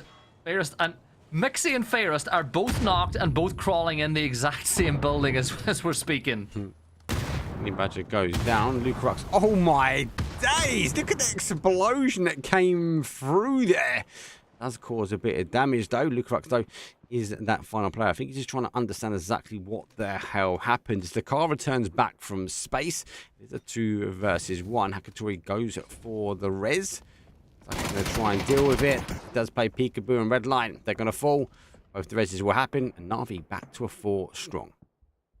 Yeah, 4 strong, and waiting to see where the zone pops from this point on, because that could work really badly against them. Pod Samolet looking to create a car fort for themselves on the edge of the zone here, as well as they go for a bit of a split. Zubila will take some damage for Fairy Tail as Artie gets the knock on to Fellas. Again, as we look towards the north, we've got Gaimin Gladiators, Twisted Minds, Fairy Tail, and Strong T, all within touching distance of each other, and that zone shift, well, that is going to suit Howl a lot, but it might draw eyes their way. Foot battling with Faze once more, Mark, and it was Foot that wiped out Faze last time around. It was. Foot looking to go. Fellas need to work their way in. Faze need to pick which fight they want to go for first. Don't really need to move. I think this is more of a control. The downside is they've got no visualization across towards the Fellas, so expect a pretty clean rotation in for them. They kind of need Howl to be a bit more aggressive, but Howl, they don't really want to lose that compound, so have to continue. Looks like Acend go down, Pod go out from that one. Gustav tries to get the knock stove. It's that Michael. Big Barnet down to a 1-shot, but because the numbers are so low here from Faze, they do eventually go down. Fighting on 2 fronts is always quite difficult here.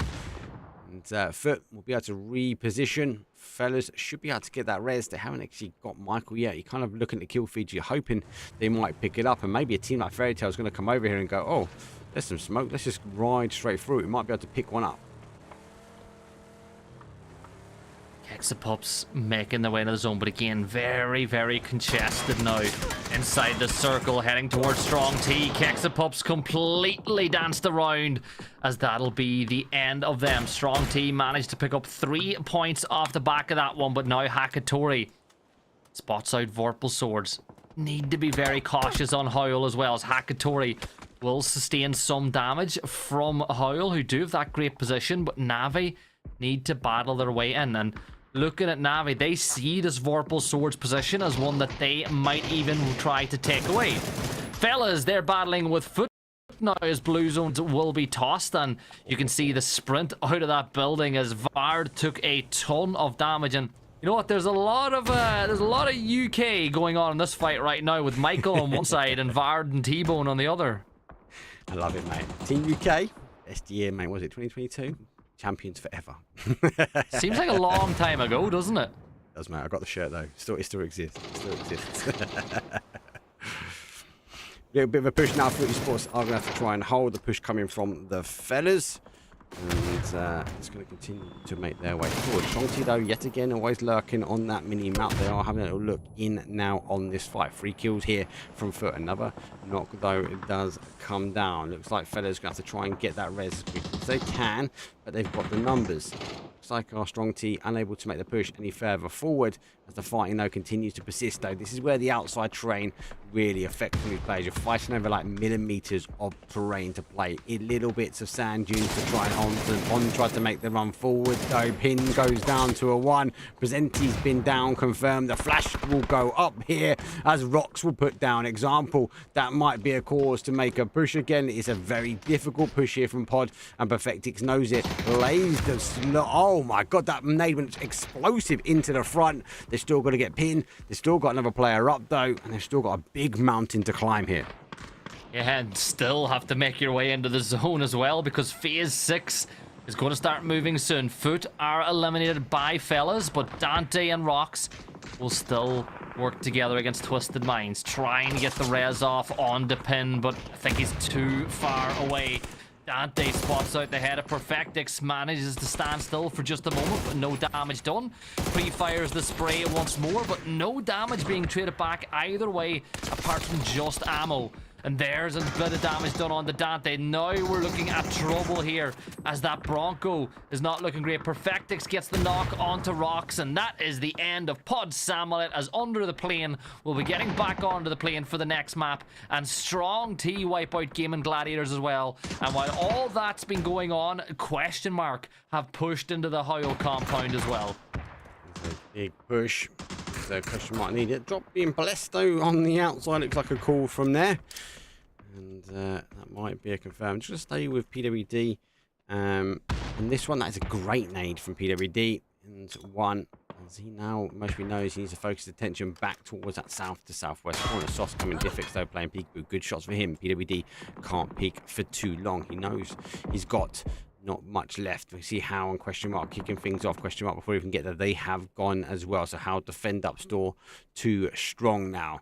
NAVI not quick enough. They are going to be going down. Hakatori's already been confirmed, and PWD causing issues, but Hibako hits hard. Oh, so said did not like that one bit, but Vorpal Swords, they're on the verge now of wiping out NAVI. Diffix is down, and it is Perfectix, actually, from Twisted Minds, who extended north to get that off angle. And Vorpal Swords, they've only got momentary respite, because here come Twisted Minds. P90 in the back pocket. You've got PWD and Hibako, and you've got to push back one of the biggest dogs in Europe in Twisted Minds, who will be coming over the crest of that hill very, very shortly, Mark. And there's the stuns to signal the push. Yeah, stuns come through. Don't think no PWD's here. Back to go, aiming back there. They sort of fall on the sword. There goes 1. PWD still unable to get 1. Has a shots back. And there's 1, 2. Looks like Vorpal Sword claim a drop, but isn't able to get the vest. And maybe if he was able to pick it up, it might have been a different outcome at the end. But we are now in our top 4. Fellas, Store fighting hook or by crook. 7 kills, 4 remain. Howl, Store's a 2. They've got 5 kills. Arguably, most of that's been coming from them leaving the compound, leaving the safety and trying to make it happen. Strong T, yet again, find themselves in the end zone. Only 5 kills for them. And Twisted Minds, they've been the aggressor. And no surprise, they've got 11 kills.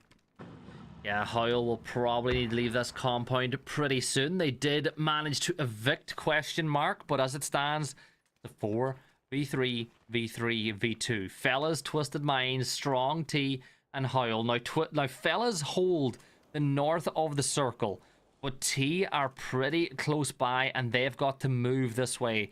And with a P90 in your hands, all of a sudden, even though you may be a man down, that P90 can turn any fight around in a matter of moments. And again, Mark, I am so impressed by the improvements in Strong T this week compared to last. Got to click on your logo, mate. That's what it is. It's the new logo. It's the little man in the teapot. That's what's keeping them going. But yeah, they've been consistent. They're kind of getting up here in the top placements now. They know they've got to push forward. You see Rustamart holding that wide angle in that bottom side of the map. So he will try and work here on the blue. He'll be maybe enough to try and stop them. But if they isolate him, it will cause some issues. I'm more worried about the push that will come in at what time from Twisted Minds. Which way do Twisted Minds go, and which time does Howl leave the compound? Does Twisted Minds make the push into the compound aggressively? Does Howl make the push down to this neck of the woods? We know it's going to end over this way. It's phase number 7, so this is going to come down to timing, and yet again, it's going to come down to you two at the very end.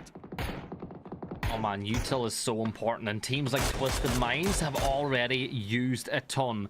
Ruin using the high ground is able to find the knock onto Twisted Minds. Batulans though will trade that one back, so I assume that Howl will try to get Code Marco to get that res. Artie peeking on the side though, gets a good spray on the Barnet, but Michael, he's got an AUG in his hand and he's able to take down Artie. But here comes that P90 and you just see how it shredded Michael to pieces, and this is all playing into the hands of Twisted Minds.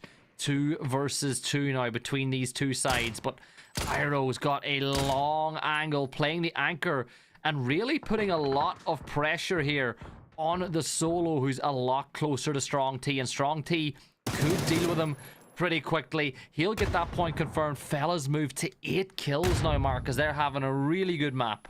Well, that art's literally, you could see he was tagging him, saying land the nade on the tag. Twisted Minds able to clear it. Looks like Howl has gone. Wouldn't be surprised for Twisted Minds not to hit the brakes at all and come storming north. There we go. Batonians now puts another one on the board. Strong T down to their final player. Has to draw the attention back. Fellas notice as well. We are seeing a push now for the 2 from there as Twisted comes up and over the top and able to connect with the final player. Frost now goes down. It's 2 versus 3. Arguably Twisted Minds in a better position. They're going to get some re-gear and very dangerous. Twisted Minds on 15 kills. It is a storm of a game for them so far.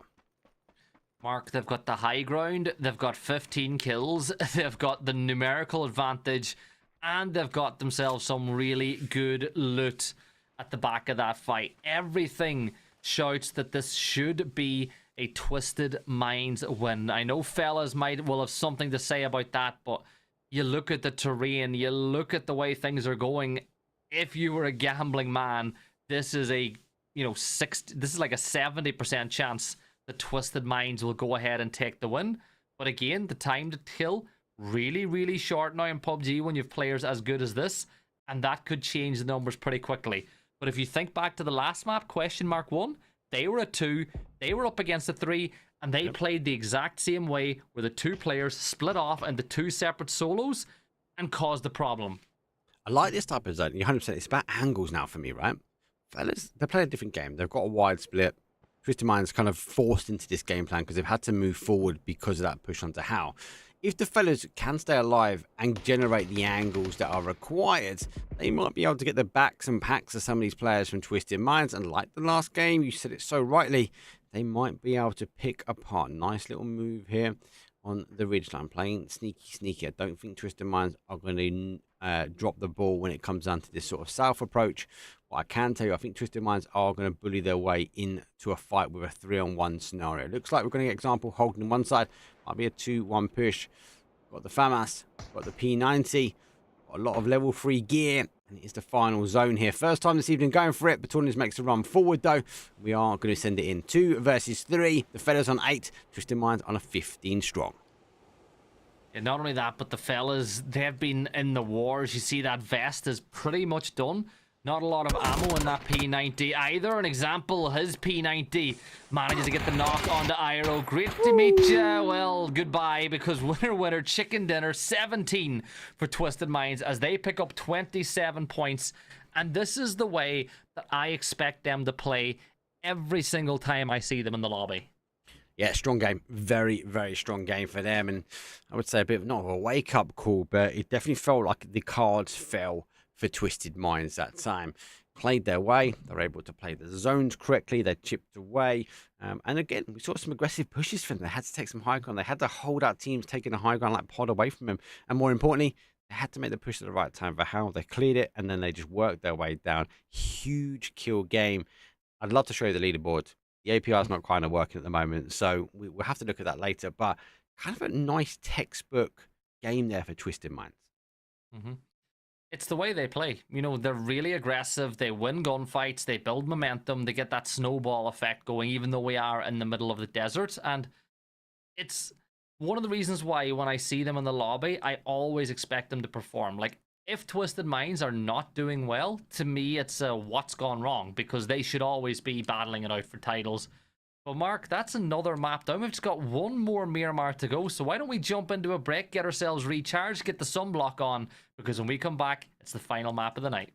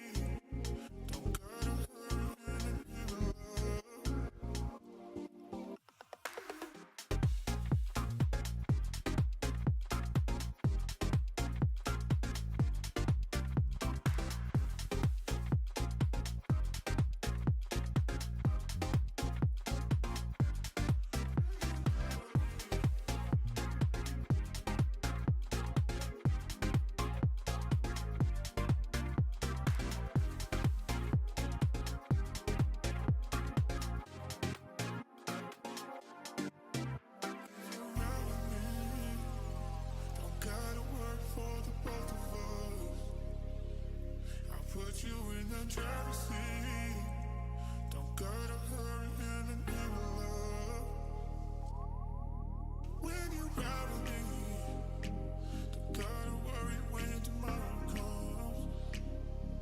I'll put you in the driver's seat. Don't gotta hurry, no, 'cause we stay in control in the name of love.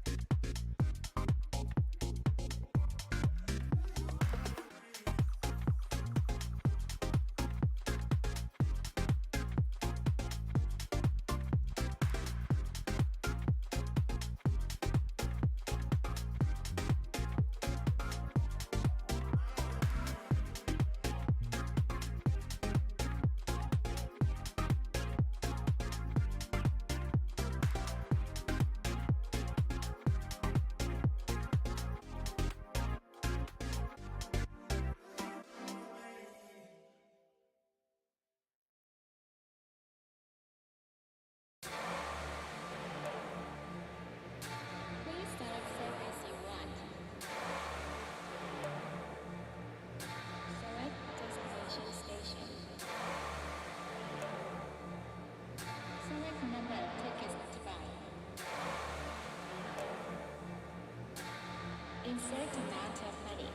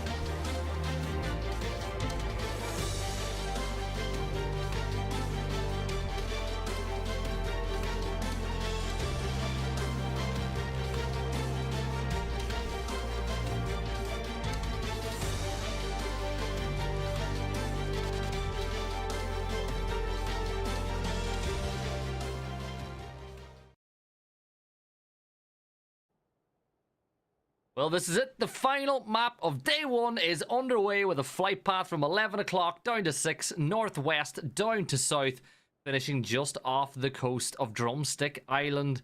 And Mark, these players, they're getting spoiled because, as I was saying last night, these diagonal flight paths are the ones the players like most because I think it gives you the opportunity to cover most ground. It does. And this flight path, not too bad. Does favour that sort of west-hand side. We've got 2 games underneath our belt now when it comes down to the standings.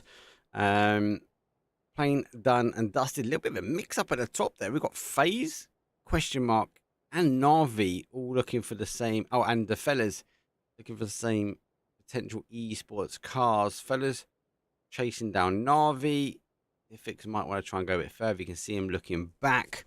I am a bit cautious of that one, so let's drop that bit on the side and let's go have a look to see if they can find Ifix. Is that a Michael, isn't it? Both I don't think have got the gun. Looks like Michael has now picked up a gun, but surely Ifix is car bound now, right? Has he got a car? He's a long ways away, and he's on getting a little bit further away as he puts his pedal to the metal and moves off. But again, he's going the opposite direction of the rest of his team. The zone shifts about as far away from this fight as it probably possibly could, with another Los Leones center circled. Foot inside water treatment. They're battling it out with Faze Clan as James, well, he's going to run and loot at the exact same time as he tries to get as far away as possible. And in reality, he needs some help. And I like the way Vard, he's got the off angle. He's peeked this side, knowing what James was probably likely to do. And James' day is over as far as playing. He can still feed information to his team and, you know, give his very valuable insight, because we all know James is a big brain when it comes to PUBG. That's not how he would have wanted his game to go. Insane player and major IQ brain. So, yeah, unfortunately, he's done it now. It's best of 6 each day. We are here for 3 days. I believe the amazing Gibson cast is with us tomorrow for all 6 games. But he'll be on NA tonight as well. So if you haven't already, I'll make sure he's got us a chat, and make sure you click on his little name in chat and make sure you go give him a follow, because it is a stacked lobby. Let the guys and girls know. Come on, tease the guys and girls. Who are you casting tonight for NA? Oh, tonight we got the big dogs in the lobby. You got Sonics, Luminosity, STK, SSG. You've got Shoot to Kill. You've got Yahoo, NoOrg, Fireflies, Vire, Enco Gaming. So many of the teams that play in the Americas. It's pretty much a similar caliber, NA lobby as this is for an EU lobby. So it'll be a lot of fun. Unfortunately, it is just scrims there. It ain't a tournament like this one where there is some cash money up for grabs for the players. But Mark, it's just good that we've got scrims going back to back, and what makes me really happy is seeing multiple lobbies in EU and in NA when it comes to this time of the evening. Like, it's good that we're still getting packed lobbies. I think, again, I don't want to harp on about it, but it's because of the 2024 roadmap. It 100% is going to be that. People are ready. It's such a big risk reward now, Gibson. They've got to get in. If they don't get in, especially in the latter part of the season, could potentially spend 4 months without a major PUBG event. So I like to see it. Hard work pays off. It looks like a lot of teams and a lot of players are putting the hard work in. You said, like, the EU, you know me, I'm more in me. And I love my NA guys and girls. I need to cast a lot more NA. I need to come and spend some more time with you in NA. But like the EU lobbies, they've got like 5 or 6 lobbies. If you haven't already, get yourself involved. And if you're thinking about it, well, that's more than enough, and you should already be playing. If you've got a group of mates that you just want to try and throw it down on an esports event, come to the scrims. Let us know. Either send me or Gibson a message, send us a DM. We'll be more than happy to help you find the right community for you, depends on where you are. So we cover NA and EMEA, so it's a big coverage area. There's quite a few discords, so let us know if you are interested. And obviously, if you work your way up, you find yourself in a VIKÜRVI Invitational, you find you're playing against these pros.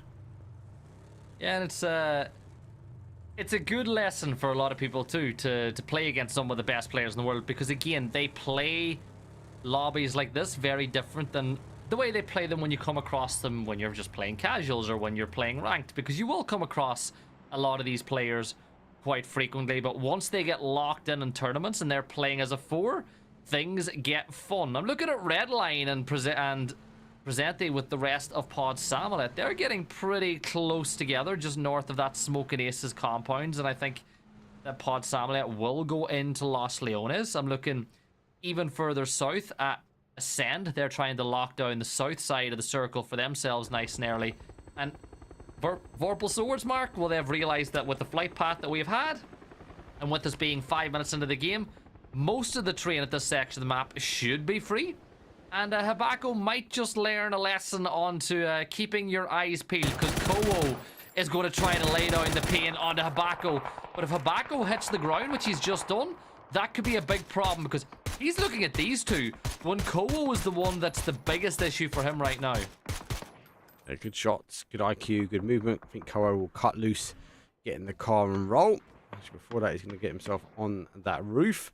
See if he can get some eyes across the road. Fortunately, Vorpal Sword land on top of Acend, but lucky enough for them, there is no damage. Baku goes for the shotgun. He's playing dirty. Love it. You're fine. You love it. You love chaos. Love it. I love it, mate. Organised chaos in a PUBG event. Sign me up. Yeah, well, while all that's going on, we're seeing some organisation happening inside the circle now, as Gaimin Gladiators will play north of Puerto Parezo. Just to the south of them, you've got all the members of Vorpal Swords. Habako still in position to keep Kowo on his toes. And again, I like this. Chris has realized there's only one member of Vorpal Swords here. So he's going to come. He's going to join Kowo and make life difficult for Habako, who hasn't quite got in towards the mines yet, which I think would be one of his best escape paths. But again, you and I, we know Habako. He is a very, very, very good player. And he can win 1 versus 2s if Acend are not careful here. Gotta be caution. I think they've got the estimation that he might move up. They, as you said, they know he's solo, so expect a little bit more of aggression from our team Acend. And the longer they are chipping away, trying to figure out where he is, it does allow him to kind of making a bit more of an escape route. I don't think he can get to the tunnels because of the door is favouring, I think, Acend, but he's taking as much time as he can to get across this flat ground really, really well. If he can lose him, he might cause him some issues later. You might want to try and tie up with the team, but if you can now see a car, pick up. The downside, you don't have the information. More importantly, you don't have the vehicles that go in. But one thing you don't normally have is a Howl trying to stab you in the side. So looks like a long distance shot's coming in from Backer up, knows exactly where he's going, and they'll say, nope, you can't have that car today, mate. I like it. Again, just debilitating, demobilizing, making it really difficult to make your way out from this position. And again, Vorpal Swords, at some point, they might have to send a pickup to go give Habako a ride back to the rest of the team. This is a very similar situation that we saw Melman get into in the last map here on Miramar. It's the final map of the day. You know, we've already lost 3 players. We've still got all 16 teams up and alive and well inside the server. With a circle like this, oh, there's Uba. He's gonna try to get Razor, who has gone off on that recovery mission that I just spoke about. Yep, he has tried to pick him up, but down a tire, he can use his dip to his advantage.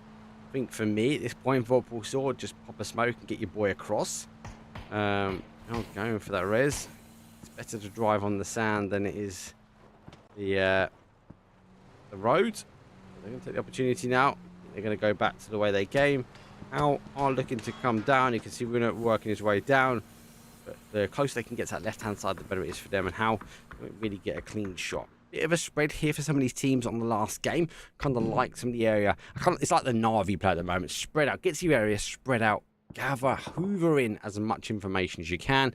With the information, you gain it. And hey, if you want to make a push over towards Gaimin Gladiators. Great nade, Levante puts that molly down though, swings the shots back forward though, puts him down to 1. Pre-fire comes through, but it's not good enough though. Razor on Razor's edge will put him down. Uber, we know he needs to try and pick apart this last player. Such a strong player though. Like they've already got 1 back down. Information is gained as he is down. Flash will come out though. Nabat looking to come the other way. Flash comes back though, and Nabat is there to save the day. GG's. Losing players, but it is game 6, so I wouldn't be surprised to see these two continue to push forward.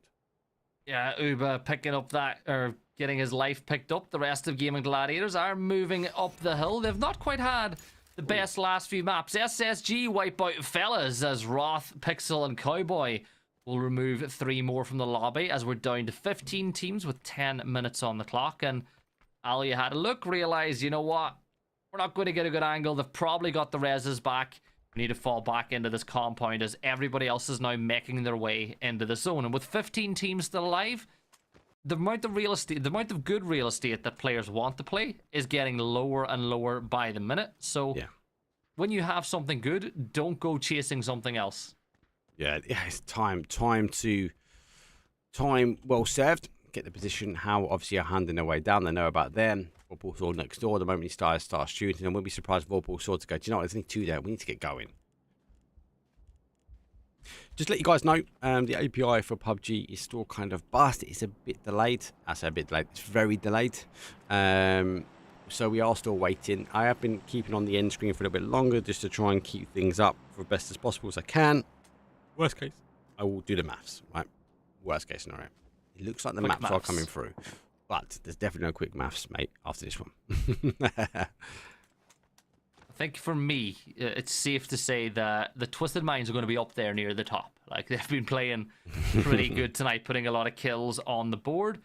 Gaimin Gladiators, Alia, we spoke about it. They lost 2 members a little earlier. They're just peeking up towards the compound that they know people are in. Fairy Tail, they'll get Kowo eliminated. As Acend will lose 1, so their 2-1-1 split becomes a 2-1 split. And at some point, either Braxco will go to kill Yakai and Chris, or Chris and kill Yakai will go join Braxco. Everyone else around the zone's been taken. If you're wondering why a lot of teams aren't playing inside of Los Leones, well, Mark and I talk about this all the time. It is a lot easier to get into Los Leones than it is to get out of Los Leones, so let's not push into it until you know for a fact the zone's going to finish there. Got a few recently, haven't we?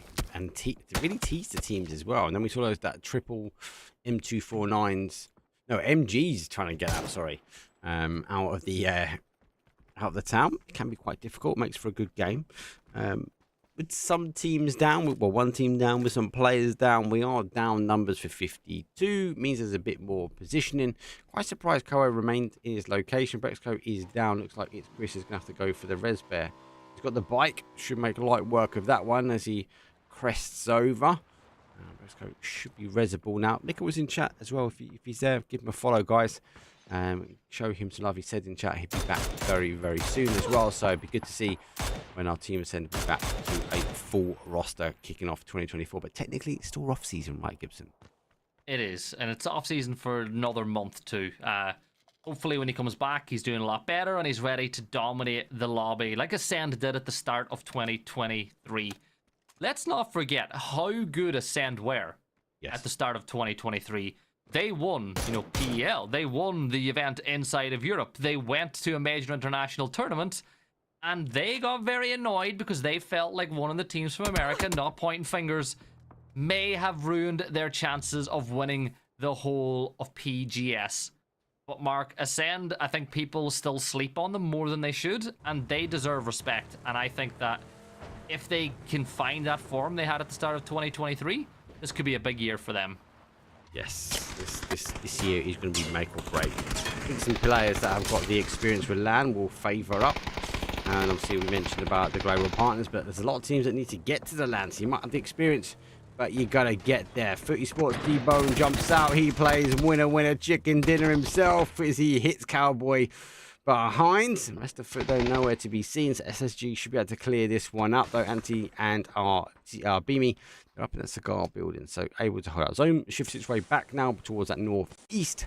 How surely are going to collapse at some point. Faze and they're navigating quite a few teams here. The vehicle is staying alive, and that Murado is alive and kicking. They find themselves in not bad position. How high ground as well. Pod under pressure from them. A lot more teams that need to work in, find a new position. Didn't quite go the way I think most of the teams expected it. I think some teams that are in zone have conquered quite a lot of terrain. Yeah, SSG, they picked up those 2 kills on foot, but they got to get into the zone. Where do they go from this position? They find themselves towards the northeast. You've got Twisted Minds playing on the very edge of Los Leones to the south. They're pretty happy with what they've got going, but you push out towards Howl. Howl with the high ground can cause you a lot of problems. Luka Rooks, who's been one of the best players tonight so far, is going to get wiped out as Kai will find that kill. Here come question mark. Winners of a map, winners of Ortego a little bit earlier, they're sending it into the zone from the south side, and looking at what I can see on the radar, they might just get into this little alcove, and if they do, it's a great spot to play in that entrance to the mine. Yeah, dangerous really is if they come up this way. Killie Kai could cause some problems. They are not driving as cleanly as I think they expected. Killie Kai is going to lay low. Looks like might be it's Chris hitting those shots with those M249, the man that made that gun famous. I definitely would give him that. Or acceptable, should I say. Actually, no, I'll give him famous. Famous and acceptable. It's Chris with the M249. Chris and Kurt are my two M249 players, so when I think of it, I think of them. Stop playing neutral. You're an NA person, yeah? Chris is the EU laser. Chris played in NA last night, mate. Oh, did he? Nice. Yeah. Love it. Grinding hard. You know who else was there? SSG, they're going to lose 2 players to NAVI. But we had Zocker from Austrian Force was taking part last night as well. Everyone's grinding, mate. Everyone's trying to get as much as they can. I think NA have got the best opportunity because they could technically do APAC, EU, and NA. I think it's a bit more different. If they really wanted, they could do OCE as well. And they do Korea, they do Japan, they can do OCE, they can do EU. It's pretty good for them. Really, really good for them. Question mark. I think they're going to be looking for that location of Faze. Our best will do a 180. He will work his and wiggle his way down towards this dip. I think it's to hit the handbrakes. I don't think he has the information that it's any further. It's a bit of a difficult zone, tightening his way back up now. Twisting Minds on the outside, waiting for him to stop. And Crazy Lou will get that confirmed as Perfected puts him down. Lots of teams need to get in. It is game 6 antics slightly. I think a zone has been a massive impact on this zone. Chris with that M249 spraying at the tires, but Fairy Tail will make it a little bit further north, but they might come under fire from Faze if they take the wrong turn. Brightside has the Panzer. That's a deadly drive-by if I've ever seen one that could come up, but he is going to run over Vex. Vex will fall. Faze Clan have been wiped as that didn't go too well for Faze. Now, Fairy Tail do lose a couple of players in the mix as well, as Lou and Marco will manage to find a 2 knocks, but can they get across the road? Can you try to get these reses? It's difficult. A lot of teams fighting for pretty much next to no position here. Pretty sure that is a spectator's blip, so expect Pod to appear somewhere in zone very shortly. Esports though, a bit of a different game. We are seeing Nail Up though on the run in, but the zone has done a lot of people dirty. Strong team find their way in between GGs, who are short of being pushed out by Vorpal Swords. They've now got to deal with some new neighbours into the mix as well. So you're not come down. Howl getting Deadlocked down. Twisted Minds with question mark. A lot of damage was done here from Nailep though. Push is going to be coming. Looks like the smoke will cause enough of the distraction. Not deny the shots. Only one molly left. How close can we get? Phase number 4. Only one Meg. Going to get the cover when it comes down, but has to take a knee. And actually, that molly will be a bit of a waste because question mark lose the foothold there. 11th place for them. The teams are now starting to drop. Yeah, 27 players left alive. Vorpal Swords still in the factory. Razor getting a great knock onto Duncan. Turning his attention now to another strong team member, and that's Frost with the blue zone. Will find that knock, so Razor will say thank you very much, but no, he didn't. It was Nabat managed to get that point stolen away, so Razor doesn't get it, but his teammate does. Kiliakai will wipe out Fairy Tail as Acend managed to pick up another point for themselves. We're almost in the placements now, and teams are falling thick and fast. Rune needs to make his way inside the zone. Example, keeping an eye on what's going on in this section of the map, and a little bit further south, you've got Kiliakai. That zone shift ain't going to work too well for him. Job. And there's our team gone. Rocks taps him. Good night, and God bless. Yeah, good night. Here's game 6. Some more madness here. That is going to be a big nade. I thought he was going to launch it from there. Perfectix knows he's not got the Kobe hand on. He's going to get a bit closer.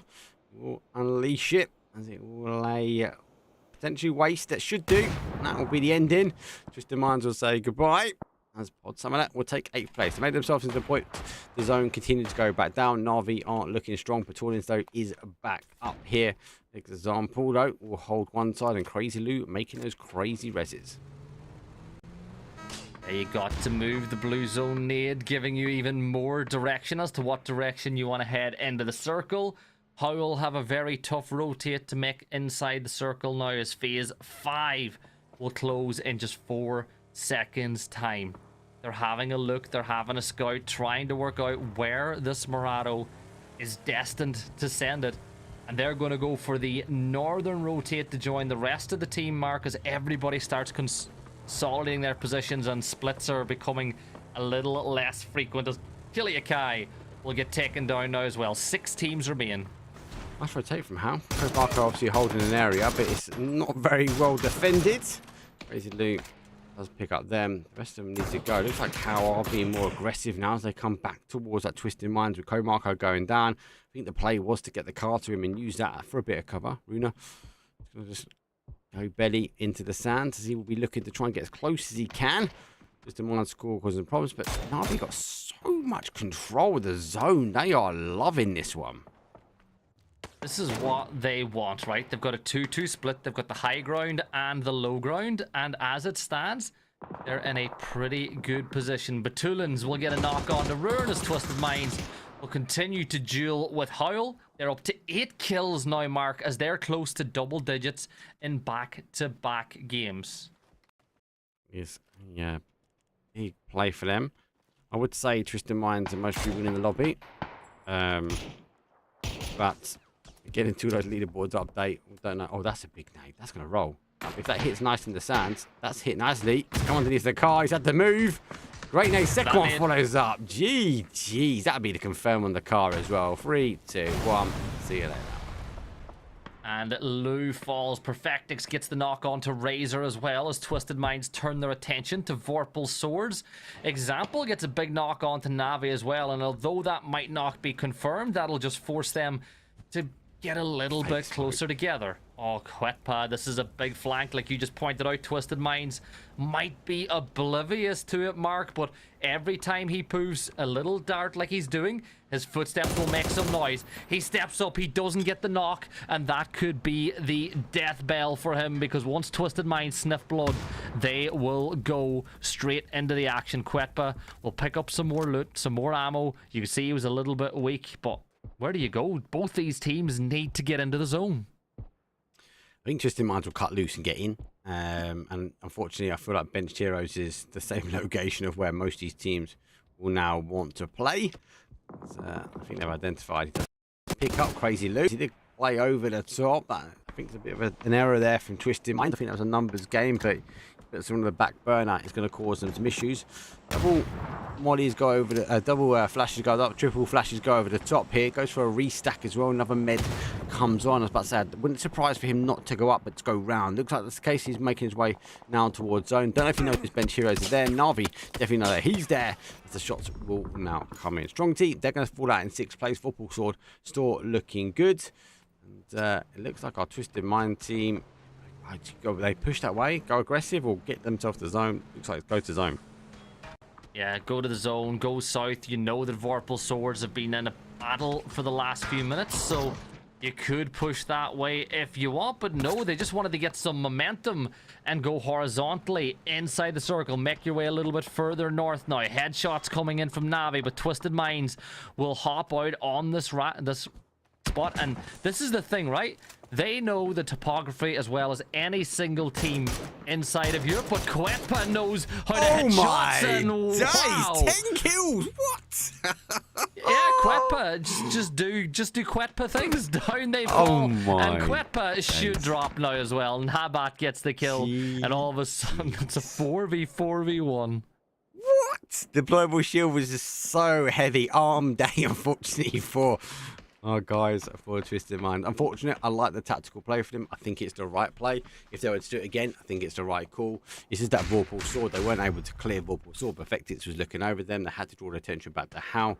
And as a result, it was Vorpal Sword that hit hard, but it was Howl that finished it off. 4v4. We got Navi and Vorpal Sword looking to go at it. Navi, only 3 kills. I think they've been really, really strong when it comes down to the end game. Yeah, Navi, oh, here we go. Here is the mortar in action as Habako will need to be pretty careful. I love a mortar in action at the end of a game. Vorpal Swords of 4 players up. You can spot out that they're trying to take control of the south side of the zone, but Navi with this massive wide split. This is either going to go big or bust for Navi, right? If they get the first knock onto Vorpal Swords with a split like this, you are loving life. But at the same time, every single player is very isolated. It's you could call it a 2-2 split. In reality, it's almost like 4 individuals passing information to each other, where it'll be very difficult to trade back. And that Vorpal Sword a lot more warmer than Navi. Yes, I think Navi, as you can see, the damage leader here. Hakatori's put 751 damage for 3 kills. That is insane.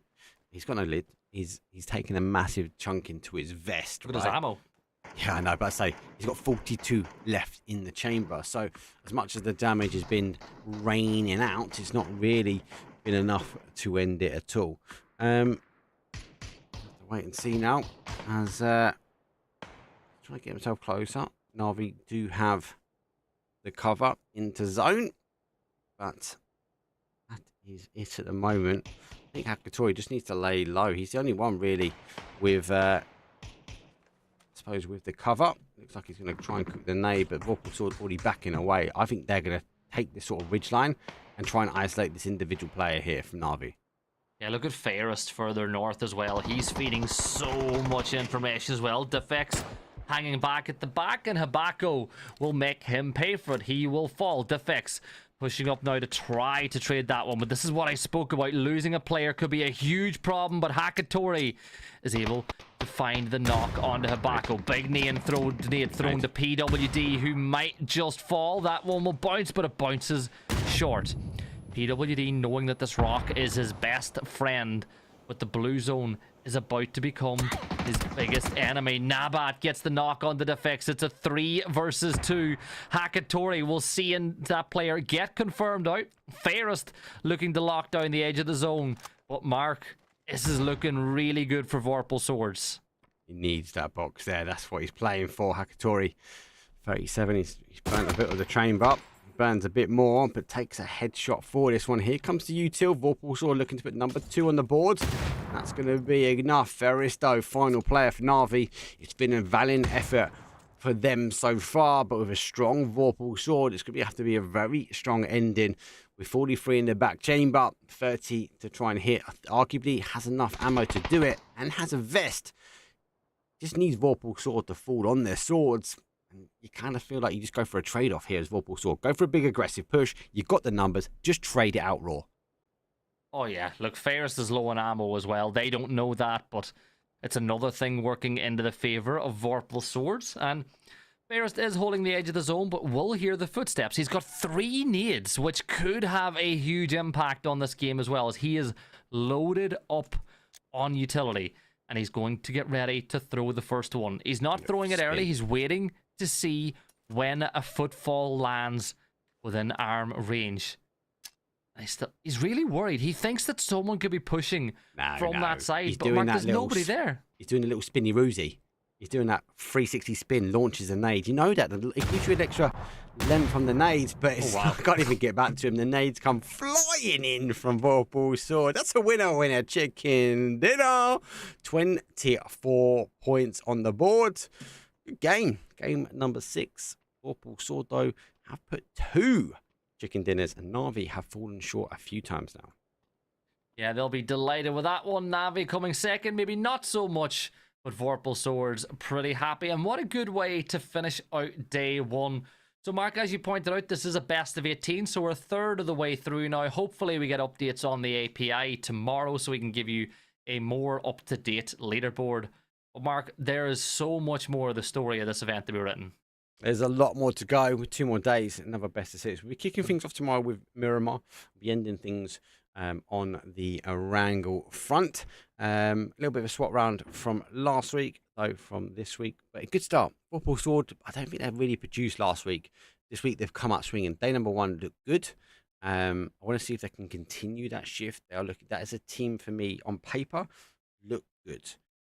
And they just need to get this kind of gel, this is what we're looking at this side of the season. I don't know the full scores because I've only got 2. I would arguably say Twisted Minds is rocking up there. They didn't have a great week last week, but again, I think they've started really well. NAVI looking good as well. So there's a lot of stories that are unfolding. There's a lot of teams trying to put points on the board. I just want the leaderboard to update so we can get a little bit of clarity. I'd expect that, hopefully, touch wood, that to come in though before we start things off tomorrow.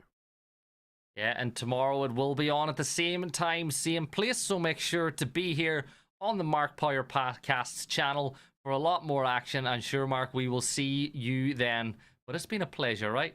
Always a pleasure. As I said, give this guy a follow. I'm sure he will be in chat. He does like to sneak away because he's got to do a little nap before NA. But if you haven't already, give him a follow. He'll be covering the NA stuff, and that's stacked as well. So if you want to watch the esports for PUBG in NA, Gibson Cast is your guy. For now, let's take a quick break. And as I said, we'll see all of you guys and girls in Gibson's chat later. For now, for this event, we'll be back tomorrow, same time, same place, where it'll be YouTube on our Twitch channel, which is here, or Facebook Gaming tonight. We'll see all of you guys later on. Peace.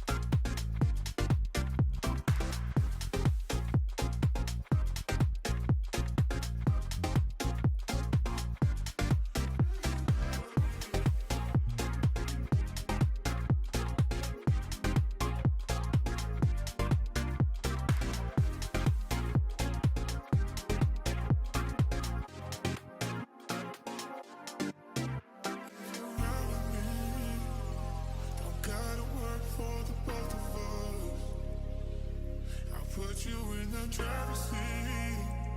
Don't gotta hurry in an love. When you ride with me, don't gotta worry when tomorrow comes. I'll driver's seat. Don't gotta hurry, no, 'cause we stay in control.